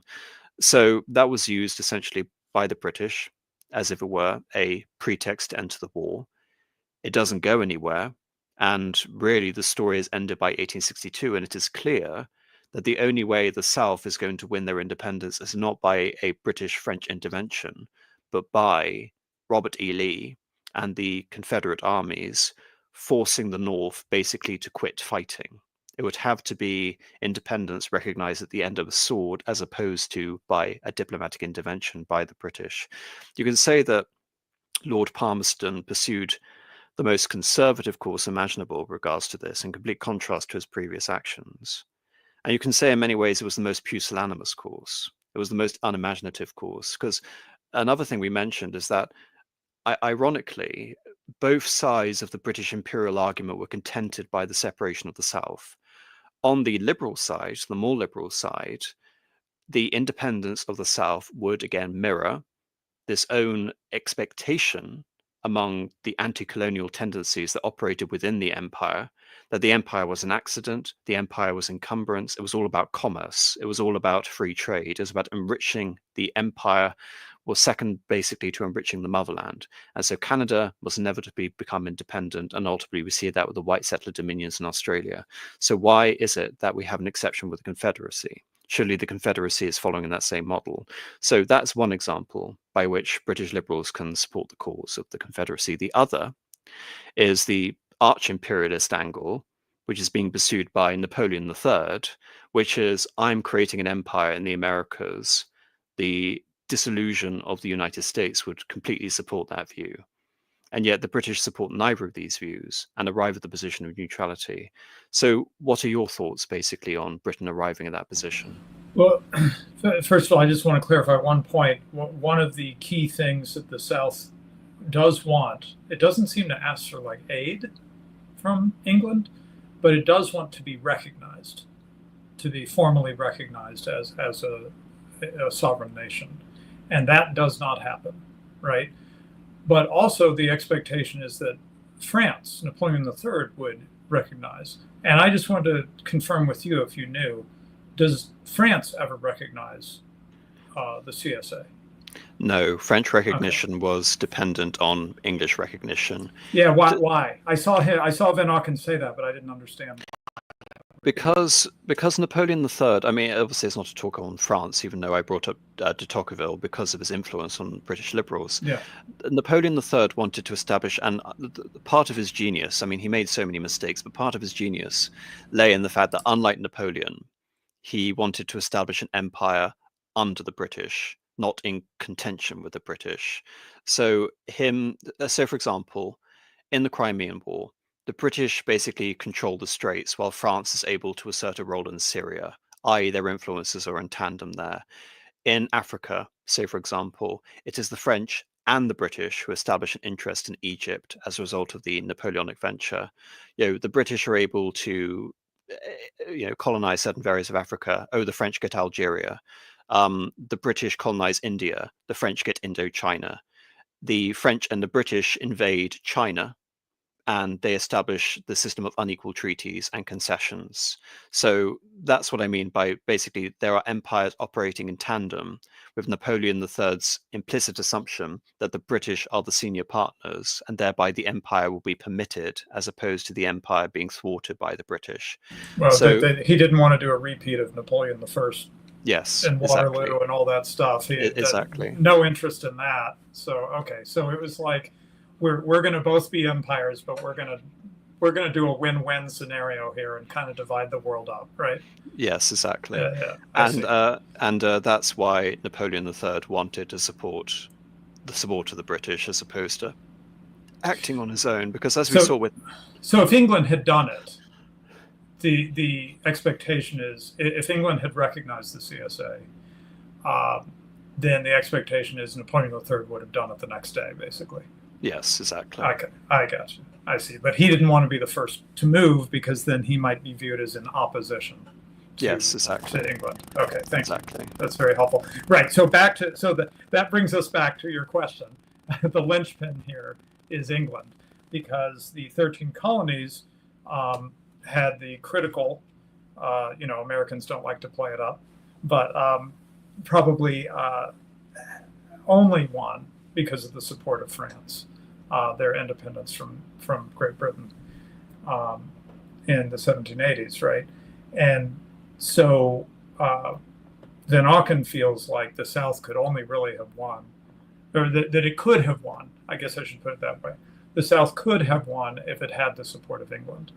And so the question of England choosing, why did England not support it, then becomes a really interesting question, right? Especially for those of us who kind of wish the South had one. And where he ends up going with this is that there was a lot of sentiment in favor of the South, and he demonstrates that quite well. I think we've seen some of it in the passages you've read. But there didn't seem to be any sort of two things. There didn't seem to be anything that was making it seem like they a casus belli that would drive them to do it. It is absolutely. We can't put up with this anymore. We've got to stop the North. We've got to be on the same side as the South because the North is doing something really bad, even though there's the boarding of that ship. Nothing seemed to quite get to the level of sort of pushing them into the war. And then in terms of pulling them into the war, hey, we would like the South to win, but it looks like they're doing fine. And this is where the many victories of Lee early on seem to have, in a way, set the South up for long-term failure. They won the battles, but they lost the war, right? In this sense, that the English saw those victorious battles early on and thought, yeah, the South doesn't need us. It can win this on its own. There's lots of them. They're well organized. In a number of places, a comparison is made to the 13 colonies to the favor of the South, saying, compared to the 13 colonies, the South is more organized. It has a greater, a really well-developed leadership class. It has a great territory. They're really well positioned to maintain the independence that they've asserted, and they really don't need us to come in and help them. And so they're like, yeah, well, they'll win and eventually we'll acknowledge it. But then they kind of never find the right time. And then it seems to, the way Vanauken tells the story, it seems to sort of come as a shock that, oh, wait, they're losing? But by the time they notice that the South is losing, it's way too late to do anything about it. It's in the last year of the war, or whatever, last half year of the war, that England starts to realize, oh, wait a second, I think the South might not win. And at that point, Sherman's burning his way through the South, and it's the game is over already. By the time they realize they probably should jump in, it's too late to do it. I mean, you can say almost there are two moments. I mean, the first suggestion of recognition came at the time of the Battle of Bull Run, when effectively the assumption made by figures like Seward and Lincoln was that the rebellion would be put down within a few weeks. And of course, it transpired that actually, no, the South, contrary to all expectations, is actually capable of fighting to defend itself as a sovereign entity, or at least in terms of the self-conception, a effective alliance between all of these supposedly sovereign states, effectively. And then you have the other example, which is the defeat of McClellan during the 7 Days Campaign by Robert E. Lee, which basically unmakes all of the Northern plans up until that point, basically to win by a slow war of attrition. McClellan is outdone by Lee's incredible aggressive battling during that time, which I have more information if you watch the Robert E. Lee stream. But I think really that's the point, along with the Trent incident, that Britain should have recognized it then. And so when you come to Gettysburg, really it's incumbent on the South winning and gaining its own independence, because then it wouldn't really matter if the South won that campaign into the North in 1863, whether the British recognized it or not, because the assumption is, had the South won a aggressive strike into the North, which cut off Maryland, made it switch sides and encircled DC, that the North would have lost anyway, at which point English recognition wasn't really needed. So yes, you're completely right that the English did not decide to intervene at an appropriate time, and they were given a casus belli. They decided not to take it. And in terms of sort of understanding this, I mean,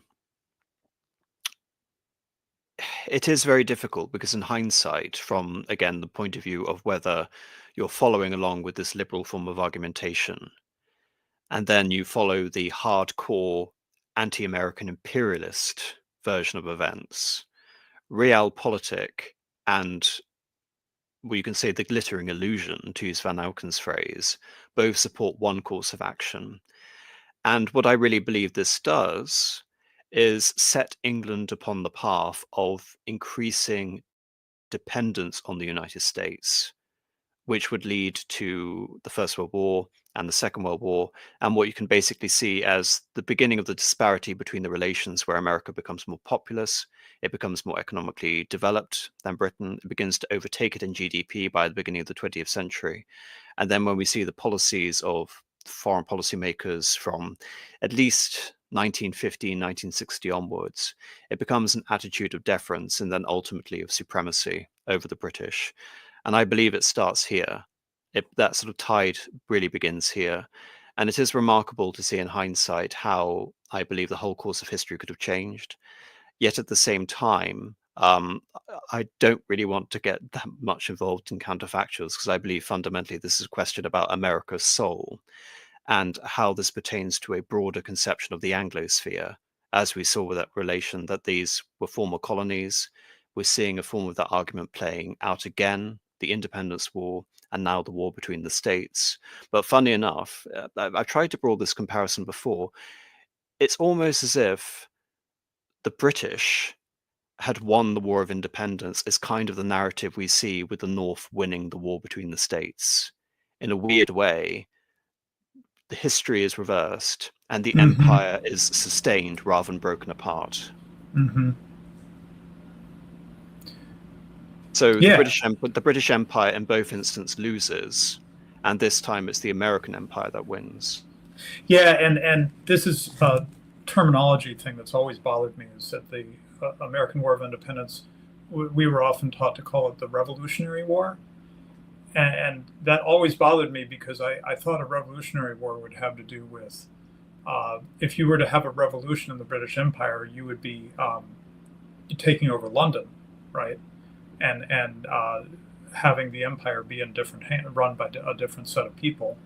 But it's more properly called a War of Independence or a War of Secession, because it was the 13 colonies not wanting to take over and run the whole thing, but simply to remove themselves from the empire and be their own thing, right?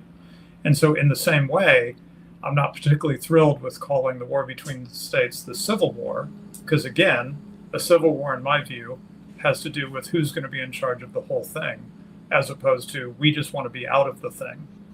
So I think the 13 colonies and the southern states are precisely parallel as far as I can tell. I mean, do you object to drawing that strongly between the two? No, I think that, I mean, in some ways you can say the causes are exactly the same. The way I view the American War of Independence, it is a revolution in a pure sense, i.e. it is a full turn of the circle. Before 1763, before the 7 Years' War, which conquers Canada, there is this conception that the Americans are suited to a particular form of autonomous government, which is in line with the expectations of the freedom that they believe are inherent in being English. At the same time, they are guaranteed the protection against the French. All of a sudden, with 1863, that's gone. And the assumption is, I mean, there's a constant argument. 1763. You yes, said yes. Thank you. 1760. I get my centuries wrong for some reason. It's a form of slip up I constantly make. So it's very important for people to bring me up when I make those slips, because I do often, I'm afraid, a major failing. But anyway, then the perception of the relationship changes. Then it fundamentally becomes a question: why do we need the British Empire? Now that they seem to be wanting to economically integrate us, not necessarily to our own benefit, when we aren't seeing a political integration, which will give us greater representation within that political system. And at the same time, with the South, you can see that when Lincoln comes in, without the need to appeal to any of the southern states, it is the exact same argument. In any political future of the South, due to the demographic change, we are effectively politically disenfranchised, because the North will continue to dominate every single presidential election forevermore. Of course, this plays out. What you see in the South, you can say, is almost a pure revolution in that sense. We're coming back to the original argument of autonomy and representation. Of course, what muddies all of this is that we come down to the issue of slavery. But I would actually argue, as we see with the British and their anti-slavery attitude, that the issue of preservation of slavery was also very much an issue pertaining to the original War of American Independence. In fact, one of the reasons why the American plantation classes actually were emboldened against the British is that the British were prepared to free slaves who joined in with the Loyalist factions. So there are many elements in which the exact same themes are playing out. It's just some things are conveniently forgotten in both narratives. Right, based on which side, which won which war. But I think it's useful, this exercise we're doing, of stepping away a bit from who won their independence and who failed to win it, and recognize that it was really the same thing happening. to put it in a more crude way than your usual eloquent way of putting things, I would say that the way I've come to view both of these wars is that the secessionary side was essentially saying, you've changed the deal. We had a deal, you know, we're Englishmen with these rights and so forth, in the case of the 13 colonies. We had a deal, you're changing the deal. And in the case of the South, again, we had a deal, we'd come into some compromises so that we could all be in this union together. You've been eroding the deal for some time, and now you're just outright flouting it and just plundering us. We're sick of this. We're out. We want the old deal. Yes. Right. Yes, exactly. And this is an interesting point, because it actually buttresses all the points that Vanauken and we've been making. The South dominated the federal government for decades and threw their pieces away when they lost. No, the reason we have been illustrating that the South dominated the federal government is actually going back to this argument which has been made again and again, which is the aristocratic republic promotes men of talent. And it will be seen that that society in the South was more conducive to elevating these men, these certain men of a certain stock. That was essentially the argument. Whereas if you basically say now, this is some great reckoning where the North is coming into the fore, it is because you are entertaining the arguments of mass democracy, mob rule, rule of the actually a fundamental switch in terms of the power balance from this. It's the same in many countries. I mean, Japan's another example with the Genro, the founding fathers, an elite oligarchy or an aristocratic elite who slowly lose their power and they're replaced effectively by, you can possibly say they are lesser iterations of the original class of men that founded the nation. And then as democracy becomes more ascendant, these characters fade into the course of history, and instead we have the politics of the mass man. So actually this supports my point rather than acts as a detriment to it. Do you think that's fair? Yes, I wanted to make sure to read this passage, which really stuck with me from Vanauken, sort of paraphrasing de Tocqueville. He says, "It is true, no doubt, as de Tocqueville says, that an aristocracy must strike early and hard to win." Remember that, and we'll come back to it. Early and hard to win. But whether the South could have struck earlier or harder is in doubt. The fact remains, the United States were much more powerful in every respect: men, ships, wealth. More important, they were a partially industrialized nation and could draw, as the South could not, upon the factories of England. A huge industrial democracy waging total war upon a much smaller agrarian aristocracy. After all, it is not so very incredible that the South should have lost. And yet, by the genius of Lee and Jackson, Stonewall Jackson, it almost won. I thought that was a great passage. But anyway, back to that little phrase. That's what really stuck with me. It must strike early and hard to win. Why? Because otherwise it's going to be overtaken as the perhaps slower mass gears itself up, right? And just overwhelms the smaller aristocratic agrarian aristocracy with just the sheer weight of its numbers and its industry, right? Yes, I think you're correct, or you're very much correct, because this, I mean, I would give, I mean, McClellan, George C. McClellan is, often sort of derided because he was defeated by Lee during the 7 Days conflict. But effectively, you can say that McClellan understood what the benefits of the Union were, which was this material advantage. And you can almost say that they were adopting a form of Fabian strategy, which was not to participate in direct one-to-one battles, but instead wage a war of attrition. Ulysses S. Grant, in many ways, was the inheritor of that position, because one of the failings of many Union generals was that they would retreat when faced with a Confederate victory.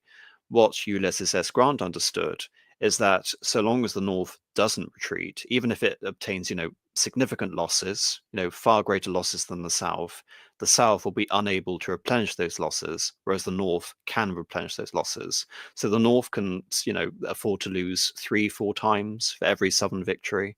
Again, it just becomes an issue of scale. And just a point I need to mention against this, Brian Valco, you already said the 1860 election was just about slavery expansion. I said that for 2 reasons. One is to say that Lincoln did not have a quote unquote mandate to begin again.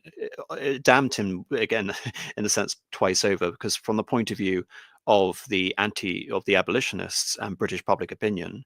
He was not seen as anti-slavery enough. Yet at the same time, it meant that when he adopted the position of abolitionism from 1863 onwards, that it was seen to again be an overreach in terms of his own executive authority.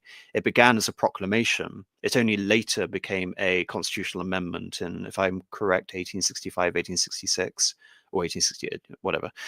There's another element I want to bring here, which is this substantiates in the mind of the more hardcore plantation-dominated southern states, Alabama, for example, that there is a greater conspiracy to politically cordon off the South by denying them future representation when the territories are going to be awarded statehood, that they will become part of the northern camp. So what we're basically explaining is this long perception of a perpetual disenfranchisement of the South by the politics of mass of the North. So just to clarify essentially what that means. I think just to begin sort of rounding off this conversation, I want to look at the implications, because I talked about the triumph of American democracy. And in 1866, Lord Acton writes an article on his experience of the Civil War. I've already begun by talking Acton and Tocqueville, so I think it's appropriate to end by talking about Acton and Tocqueville. And this is a segment. Now the experience of the Americans is necessarily an impressive lesson to England. Our institutions as well as our national character spring from the same roots, and the fortunes they encounter must serve as a beacon to guide us and a warning to repel. Now the world has never yet beheld a democracy combining a very advanced civilization with such an extensive territory. Democracies have coexisted with a higher social and intellectual refinement, but then they had not to overcome the difficulty of space. Those which extended their dominion perished between the cognate perils of anarchy and despotism. Above all, a democracy has never even attempted to adopt a system of representative government, which is the supreme and characteristic invention of the British monarchy. This being, you can say, typical liberal democracy in which the issue of space is delegated to the local representatives. Therefore, it has become almost an axiom in political science that with ancient Rome and modern France attempted and failed to accomplish is really impossible, that democracy, to be consistent with liberty, must subsist in solution and combination with other qualifying principles, that complete equality is the ruin of liberty, and very prejudicial to the most valued interests of society, civilization, and religion. That was, until a generation ago, the verdict of history, whose decision the Americans have undertaken to reverse. No more memorable attempt was ever made by men. If they succeed in their momentous pleading, if they proved by experiment that a vast community, rich, intellectual, and civilized as those of Europe, guided by the accumulated experience of the older hemisphere, and without its special difficulties, prejudices, and dangers, could be governed by the principles of pure democracy, without any sacrifice of those more exalted objects which political forms exist to serve, they would inevitably exercise an overwhelming pressure on the ancient society of Europe. There's something I wanted to mention, which is actually a quote that you brought up on Twitter. I can't remember who exactly was referencing it, but the fact that the process of democracy is in itself a process of Americanization in terms of the impressing of this political system over the body politic in Europe. And that's very much the argument he's advocating here. Matthew Arnold. Yeah. Is who I was quoting. Yeah. If they could demonstrate that to be possible, which was deemed a chimera, because it is contradicted by the experience of the ages, if they showed us that the objects aimed at by our political and social system may be enjoyed still more aptly without the penalty which Europe has always paid, in the shape of so much iniquity and so much suffering, by irresponsible authorities, sanguinary wars, i.e. wars fought between people of the same blood, and wanton injury, in the oppression of class by class, of race by race, and religion by religion, in the elaborate, deliberate, intentional degradation of the weaker party for reasons of state or religious zeal, or by the price of blood, or by the blind and restless action of superior wealth and force, if they could exhibit to the world the spectacle of a country as extensive as Russia, as secure from aggression as France, as intellectual as Germany, as free and as obedient to law as Great Britain, cursed with no restrictions on personal freedom, without fleets or armies, without pauperism or national debt, if in short America could give the light without shade of political life, then I believe that the venerable institutions of European polity would go down before that invincible argument. Those institutions have grown old, and their old age is vigorous because we are confident that we will stand the test of expediency and right, because they are either necessary or conducive to the general advantage. But if America should destroy the validity of that defense, then the only inducement by which the masses of mankind will be made to tolerate the evils and the injustice incident to our system of society will be short-lived argument of force. There were many who believed that the mighty problem was solved and that America had accomplished the work, and this conviction has already exerted a disturbing influence over the affairs of Europe. Historians affirm that the French Revolution was partly caused by the successful revolution which founded the United States. If that could be at the time when nothing had been achieved but independence and their constitution was only the beginning of the career it is so grandly run, it is easy to estimate how much their influence would be increased by the permanence of their success. Accordingly, America exercised a power of attraction over Europe, of which the Great Migration is only a subordinate sign, again, that being what we've already alluded to in terms of the racial disposition of the North vis-a-vis the South. Beyond the millions who have crossed the ocean, who still reckon the millions whose hearts and hopes are in the United States, to whom the rising sun is in the West, and whose movements are controlled by the distant magnet, though it has not drawn them away. So effectively, I found that was quite an interesting quote in terms of predicting the course of the affairs. You can almost say this is the precursor to Wilsonianism, that as we see with the example of the Girondists and the French Revolution, that this is a system that not only purportedly has its view of people who perceive it as representing that model republic that Vanauken again is expressing in terms of the thoughts of people at that time, but this is a system of politics that has to impress itself on the older forms of government in Europe and basically overcome them by intellectual force. It is not simply an experiment that must be located in America, but it must be exported. And invariably, it will affect the remaining English-speaking worlds. And as we're purported to see, that it seems every sort of dramatic turn in British politics seems to be associated with a form of Americanization in some sense. So I thought that was quite interesting to read, but there's another, yeah.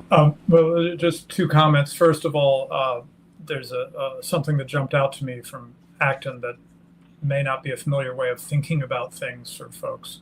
I know that it, for me, was quite a revelation when I first heard Don Livingston talk about the issue of scale in politics. We often talk about monarchy and democracy and so forth and republics without reference to how large the nation is that's going to adopt the system of government. But actually, there's a long tradition, and I think Acton understood it as clearly in that quote.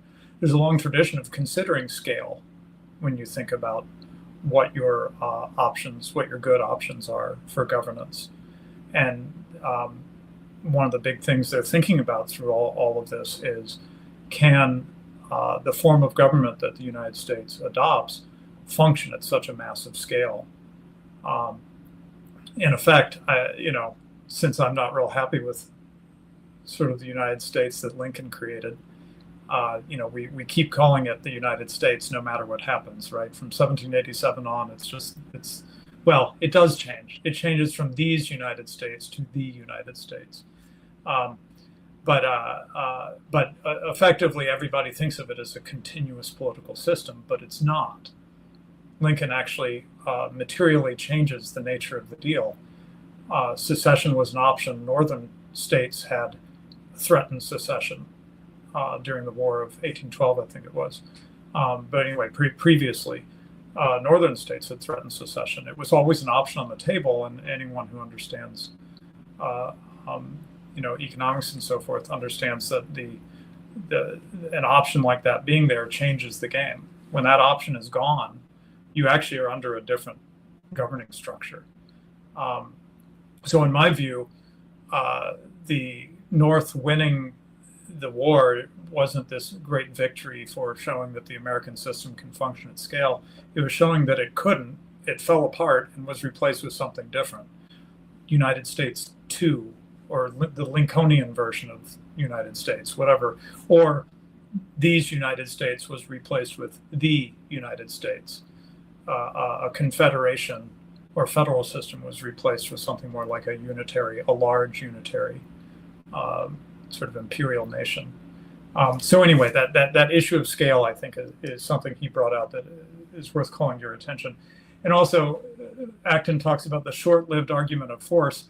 I would just mention that whenever I argue for the cause of the South, it goes back and forth a bit. Maybe my points are briefly considered. And then finally, at the bottom, it always ends up in the same place. The South lost. That is where it ends. It's exactly what you said earlier. This is why I wanted to bring this up, Pam. It's that old, trial by combat view. And I'm just imagining Mike from Imperium Press listening to this and saying, based, because he seems to be okay with trial by combat. But anyway, I personally have, maybe I'm just too, haven't become, unliberal enough to recognize that I should just accept that, the North was right because it won. I just can't quite bring myself to go there. And for anyone watching this channel, I seem to have an unhealthy obsession with the underdog in history. I mean, Me too. I mean, we're all familiar with that famous Tolkien quote that history is nothing but a long defeat. So, I mean, that sort of fatalism infects everything. But I wanted to take that, especially the contest of democracy versus the notion of a potential burgeoning aristocracy within the 19th century, and bring this back finally to just a page by de Tocqueville in Democracy in America. The warning. The democratic nation, taken as a whole, will be less brilliant, less self-important, less sturdy perhaps, but the majority of citizens will enjoy a greater degree of prosperity, and the people will seem peaceful, not because they have abandoned the hope of better things, but because they know they are well off. If everything failed to be good and useful in such a state of affairs, at least society could have taken hold of whatever good and useful elements it offered, and men, having renounced forever the social advantages provided by aristocracy, would have grasped from democracy all the benefits it could present to them. But as we have left behind the social conditions of our ancestors, and have cast behind us their institutions, their ideas, their customs, in one confused heap, what have we put in their place? The renown of royal authority. So again, this is the reason I brought this up, is explicitly in reference to the effect that these ideas, the Americanization, is having on the concept of Europe, not just in terms of how this may pertain to the evolving situation in America that one side lost, is also the fact that the European system also lost to this Americanization, this idea of the democracy encapsulated in the scale of the empire of America. But as we have left behind the social conditions of our ancestors, and the renown of royal authority has vanished away without being replaced by the majesty of laws. Nowadays the people despise authority while fearing it, and fear now extorts from them more than respect and love achieved formerly. I observe that we have destroyed those independent beings who were capable of fighting single-handed against tyranny. But I perceive that the government has inherited by itself all those powers it has wrenched from families, corporate bodies, or individuals. Thus, the power of a small number of citizens, sometimes oppressive and often conservative, has given way to the weakness of the whole community. The dividing up of fortunes has reduced the distance separating rich and poor, but as the gap has grown smaller, they have discovered fresh reasons for mutual hatred. Casting terrified, envious glances at one another, each seeks to deprive the other of power. For both of them equally, the concept of rights does not exist, and power appears as the sole reason for action in the present and the only guarantee of the future. The poor man has retained most of their prejudices of his forefathers, without their beliefs, their ignorance without their virtues. He has entertained the dogma of self-interest as a guide for his actions, without understanding how it works, and his self-centeredness is no less blind than was formerly his devotion to others. Society is peaceful, not because it is aware of its own strength and well-being, but because it believes itself to be weak and unsteady. It is frightened that any efforts it makes may cost it its life. Everyone senses the malaise, but no one has the necessary courage or energy to pursue any better course. People have desires, regrets, sorrows, and joys which produce nothing visible or lasting, like the passions of old men which end up as nothing but impotence. Thus we have abandoned whatever advantages the old regime possessed. without grasping those gains offered by the present state of things. We have destroyed an aristocratic society, and as we complacently stand in the midst of the ruins of the old building, we seem to be willing to stay there forever. What do you think of that passage in reference to? I don't know if I can absorb all of it. I mean, one thing that jumped out to me is I was quite surprised. He's writing in the 1830s, I think. Yes, for reference, this is 30 years before the conclusion of the war between the states, the civil wars. Right, when he talks about something about the state stealing authority from the families and corporate bodies, something like that. I mean, this is, I think of this as a point from de Juvenal writing more in our time, you know, post-World War II. I'm sort of stunned that he was seeing it back then. And now it should be quite obvious, right?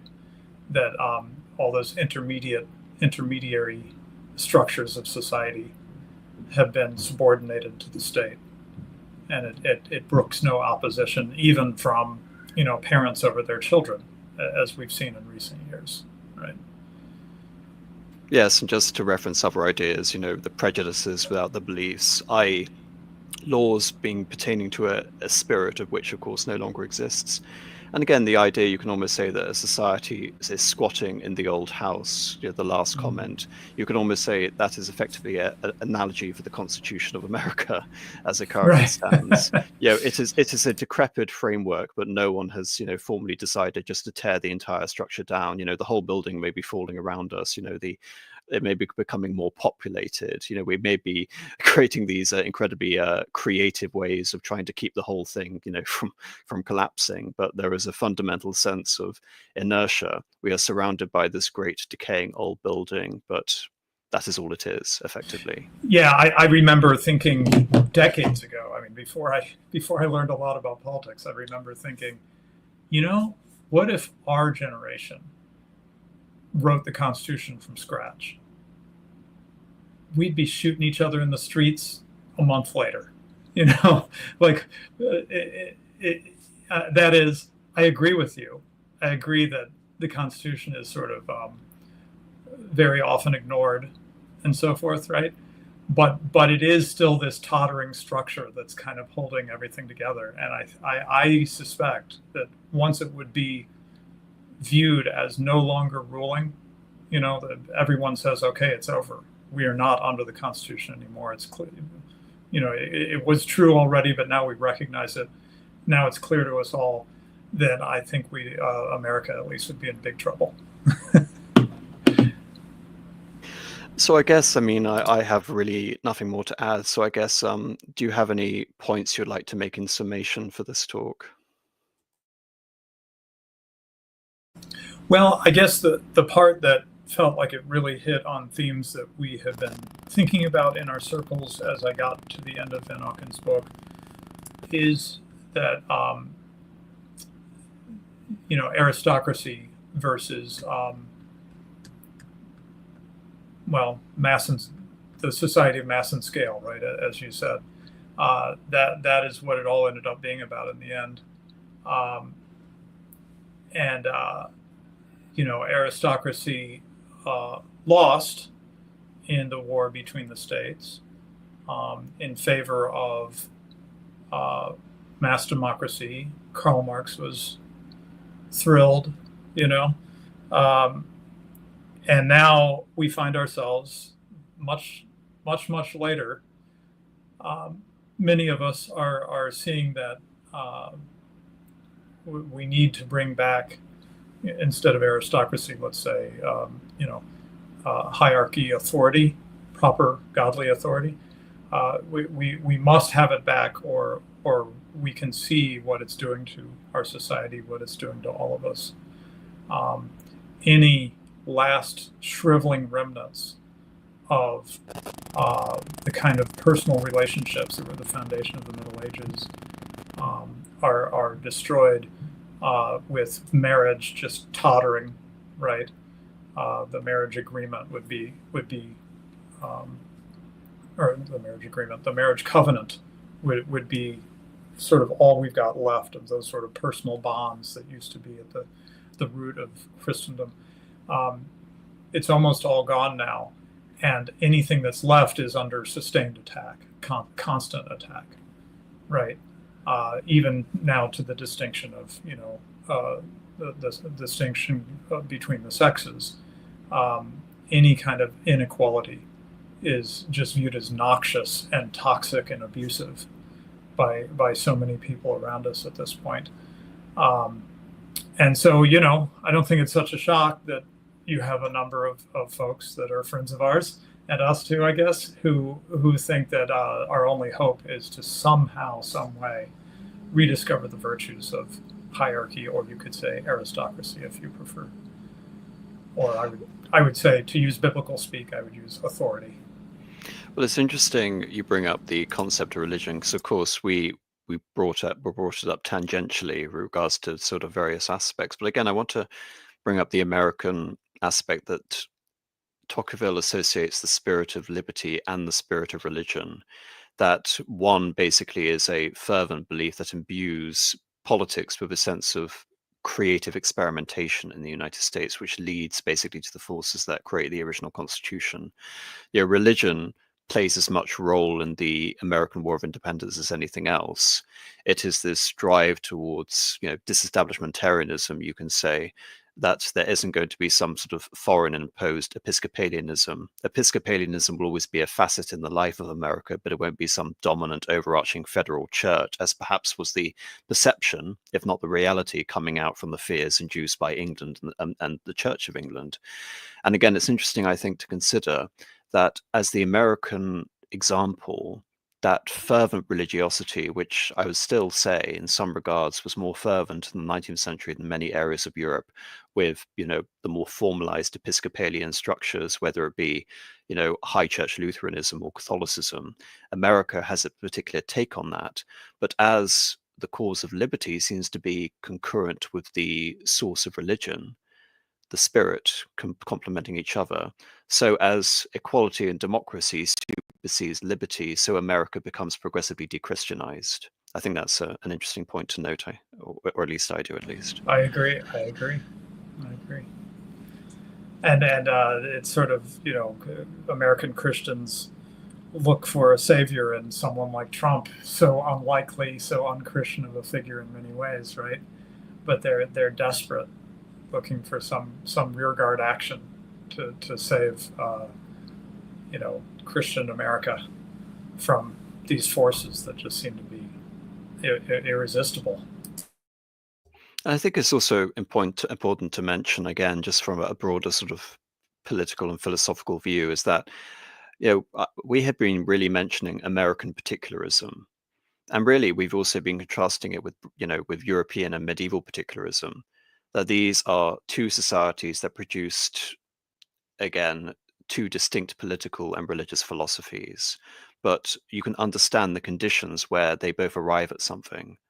Whereas the American democratic experiment that arises after 1865 seems to be deliberately there to almost impose homogeneity, abolishing those particularisms, that there is a triumphant example of a political system which has demonstrated its ability to operate at scale.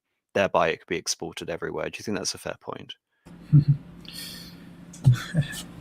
Yeah, well, it's quite interesting what you said earlier, which is that the conclusion of the war between the states you view as the beginning of England more and more coming under pressure from the American system and conceding points to it over and over and over again until now. It's I would view it as fully subservient to America. Or at least we can say elements of America. I wouldn't necessarily say Britain today would be willing to subordinate itself to Trump by any means. Right. But there's something going on. So I'll just get to the super chats. But thank you, Yeah. Radlob. Darth Kilhoon for $2. Thank you. Can't watch now. I'm on army duty right now. Watch later. Well, good luck with your army duty, Darth Kilhoon. Machiavelli sucks to go for $5. Thank you. When did England have private central bank create England's currency at interest? Andrew Jackson got rid of our central bank last until 1930. Well, finance really isn't my arena, nor is it particularly pertinent for this conversation. But obviously, Radlib, you're much more familiar I, with finance and economics than I am. So would you like I'd to answer have that to look it question? up, but and he's basically talking about the Bank of London, right? Am I saying it right? Bank of England. Bank of England. Sorry, thank you. I knew I'd mess it up. The Bank of England, is now the central bank, right? Established in 1694, privately owned, but it effectively was the central bank at some point. But unfortunately, I've read stuff about this, but I couldn't tell you off the top of my head at which point it went from just a bank to really functioning as an aspect of the government in the way that we're used to central banks functioning. I think, if I remember correctly, I mean, this informs part of the broader debate between Hamilton and Jefferson, doesn't it? That Hamilton was a pioneer in creating a central bank, and of course, the Federal Reserve is established in 1913. So, yes, we can use this argument and see how it can be applied more broadly. Yeah, the reference to Jackson, there was a Bank of the United States, I think. Jackson actually shut it down because he was Jeffersonian in his views on these things. He was also the first president and only president to balance the budget, if I'm correct. Yeah. So he was sort of, I don't know what you call it, a classical liberal or something in regards to economics. No central bank, balanced budgets, that sort of thing.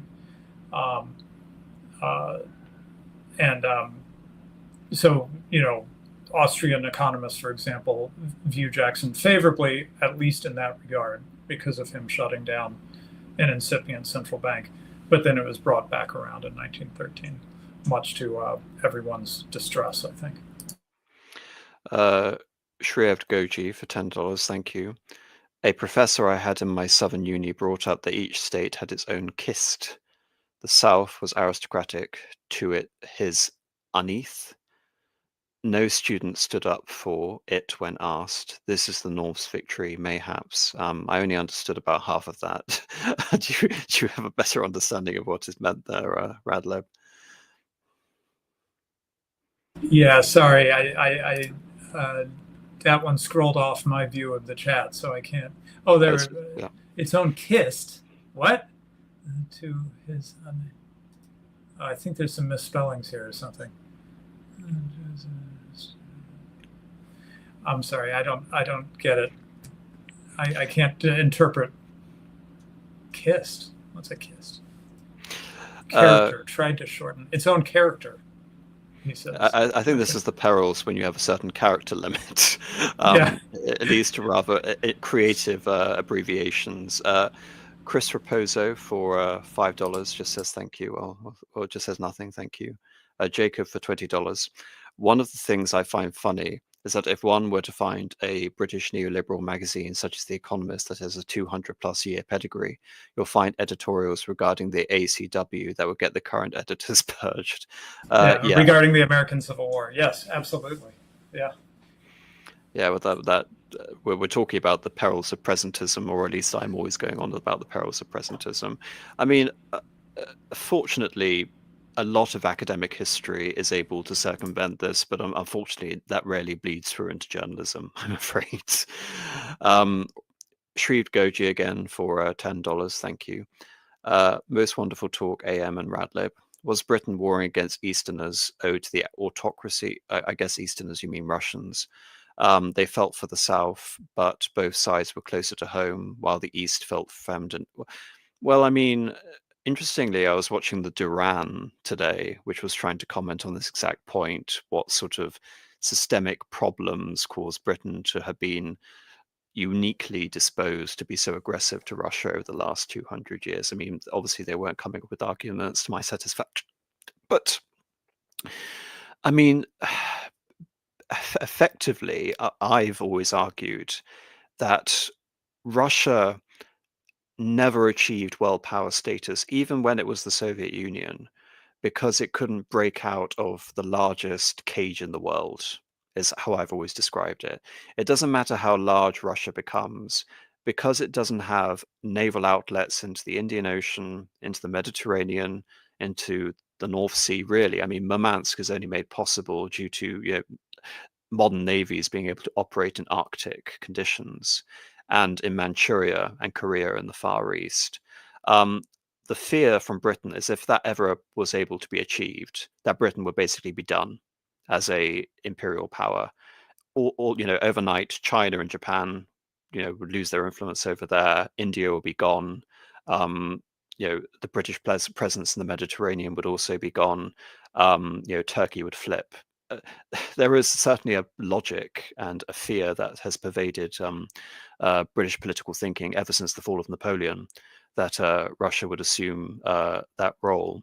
But yes, you're correct that the political ideology of autocracy, completely incompatible with English liberalism. There's really been no example in English history that can really correlate to the example of autocracy, even if you look to someone like Henry VIII. And indeed, as I've mentioned, the example with John Bright and the liberal factions that were positively predisposed to the North, especially when it comes to the case of abolition. There is certainly an ethnic cohort and a very large section of English society that was positively predisposed to the North, especially after 1863 in the Gettysburg Address. So yes, there is a political and ethnic association with the North that certainly wasn't there with Russia. So yes, I agree with you, that's certainly an element. But, like I said, if we were to recognize the South, it would have been in 1862, definitely not after the defeat of the South in 1863. Do you think that's fair to say?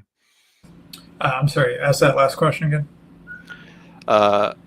Was Britain's warring against Russia owed to autocracy? They felt for the South, the British felt for the South, but both sides were closer to home, while the East felt foreign and evil. I cannot bring insight into the relationship between England and Russia. I wish I understood, because I feel like I've seen it with this current war, that it's been pushed to be in America, to be super hostile to Putin and Russia, but my sense is that Americans don't really care that much about it. Whereas I get the feeling that there is a real, you tell me, AM, but I get the feeling that there is a real hostility to Russia that they're able to tap into right now, that pre-existed the fight with Ukraine, right? Yes, I mean you're correct. I think the thing is, like with the example over the American War of Independence, the American, the case for Southern independence, I can understand why the British didn't do it, simply because it was basically the most conservative thing to do. We're not going to get involved. We're just going to let events play out as they should without our involvement. And if the South can present the world with a fait accompli, then, we will just... there was never an example that the Americans would intervene on the side of the North. That was never going to happen. So if the South, the English, you said the Americans. Sorry, yes, obviously, the English were going to involve themselves on the side of the North. So if the South had won the war, it would have simply been a matter, we'll recognize you. So where are we? Shreved Goji again for $5. Sorry your videos do poor. Some of your best work is your videos. Whether streaming or making videos, you're always great. Great work, Radlib too. Well, everyone do check out Radical Liberation's channel. You recently did a video on the history of the French Louisiana colony. Which is very interesting, and again, it's tangentially related to this conversation as well, if you want to check that one out. I think you're referencing the fact that my videos do worse vis-a-vis my streams. Yes, that's true, and unfortunately I won't be doing videos anymore because it seems completely pointless. But I mean, there's actually very little differentiation between my videos and streams. I mean, ultimately I'll just do my streams solo. You already have that, so it's not the end of the world if I stop doing videos, but I'm glad you appreciate that anyway. So if you pre-record, so if you do something as a live solo stream, it does better than if you basically do the very same thing, pre-record it and premiere it. Precisely. Okay. The mysteries of the YouTube algo. That makes no sense to me. No, I mean, the algorithm giveth, the algorithm taketh away. Taketh away, yeah. All praise the omnipotent algorithm. Right. I mean, the lesson that Academic Agent has been sharing with us is that YouTube does not like you to be eclectic. They want your channel to be about a thing, but you don't have that problem. Your videos are all history videos, right? Yes, you're not but doing they're like also video gaming or something. I have covered video games. You have? Oh, okay. Sorry, I underestimated you. Or perhaps overestimated me. Yeah, all I knew about is you've done some stuff on Tolkien, but otherwise it's been really earthly history, nonfiction history. Yes, I think what they mean by stick to a particular topic is that you all have to do Russian history, or you all have to do British politics. I think they mean even more granular and specific than doing history, which is too vast in and of itself. So I see. So you're diverse, even though it's typically history. It's a little bit diverse in terms of what areas of the world you're talking about, what periods of history and so forth, right? Yes, I think, yeah, precisely. All right, I think we'll call it to there. So, Radley, anything you would like to say before we end this? No, I'll just tell you about my channel. If any of you are new to me, I basically do two things. I alternate, 1 week, one thing, the other week, the other. Every other week, my co-host is Black Horse, and we talk about sort of economic matters, financial markets. He's a ringer in this area, so I'm very blessed to have him come on my channel and assess various things. And sometimes we go a little bit far afield. Some of you might find it interesting. We talked recently about who will America be? What will the demographics of America be given the trends we're seeing, which is that yes, we have some low fertility, as many European countries do, but some subpopulations have pretty good fertility. Give it a couple generations, and those subpopulations will become the dominant population. So we analyzed that, for instance, and then another one we did recently. We talked about his observation over many years of how people move. Economic classes, how do people move from like working poor to sort of a solid, stable middle class, from middle class to upper middle class, from upper middle class to lower aristocracy? What are the different habits at each of those classes and so forth? I thought it was really interesting, a little bit different than what we usually do, but highly recommend that one. That was quite recent. And then on go ahead, comment on No, continue, please. Yeah, and then on the alternate weeks that I'm not doing something with Black Horse, well, I'm kind of all over the place. I do what I feel is my channel, even if YouTube punishes me for having wide interests. As he mentioned, my most recent stream was without Black Horse was Missouri Francais, about the French in the Louisiana Territory, primarily St. Louis, St. Charles, Saint Geneviève, and so forth, their history and sort of them becoming overwhelmed or replaced, one might say, after the Louisiana Purchase by all the English who streamed over the Mississippi at that point, all the Americans, I should say, who streamed over the Mississippi at that point. But I've also been covering quite a bit from Renaud Camus, a French thinker who has really been one of the ones raising the alarm for a couple decades now about mass immigration. I found him to actually be quite insightful, even though, shall we say, he and I wouldn't see eye to eye on a number of things, but on some of these certain topics around mass immigration and cultural replacement, the destruction of our statues, and he's really good, at understanding the language that people use and being insightful about it. So I've done a series on him, and I'm thinking I'm probably going to do one more on his lengthier piece called The Great Deculturation. So be looking for that. Thanks. And I'm not sure whether his other famous phrase can be said on YouTube I know. without demonetizing the stream. I've been cautious. Yeah. Even its French iteration. But anyway, thank you so much, Radlib. Thank you, everyone, for watching this stream, and I'll probably see you again in a couple of weeks. Not sure what topic, but I'll see you then. So good night, everyone.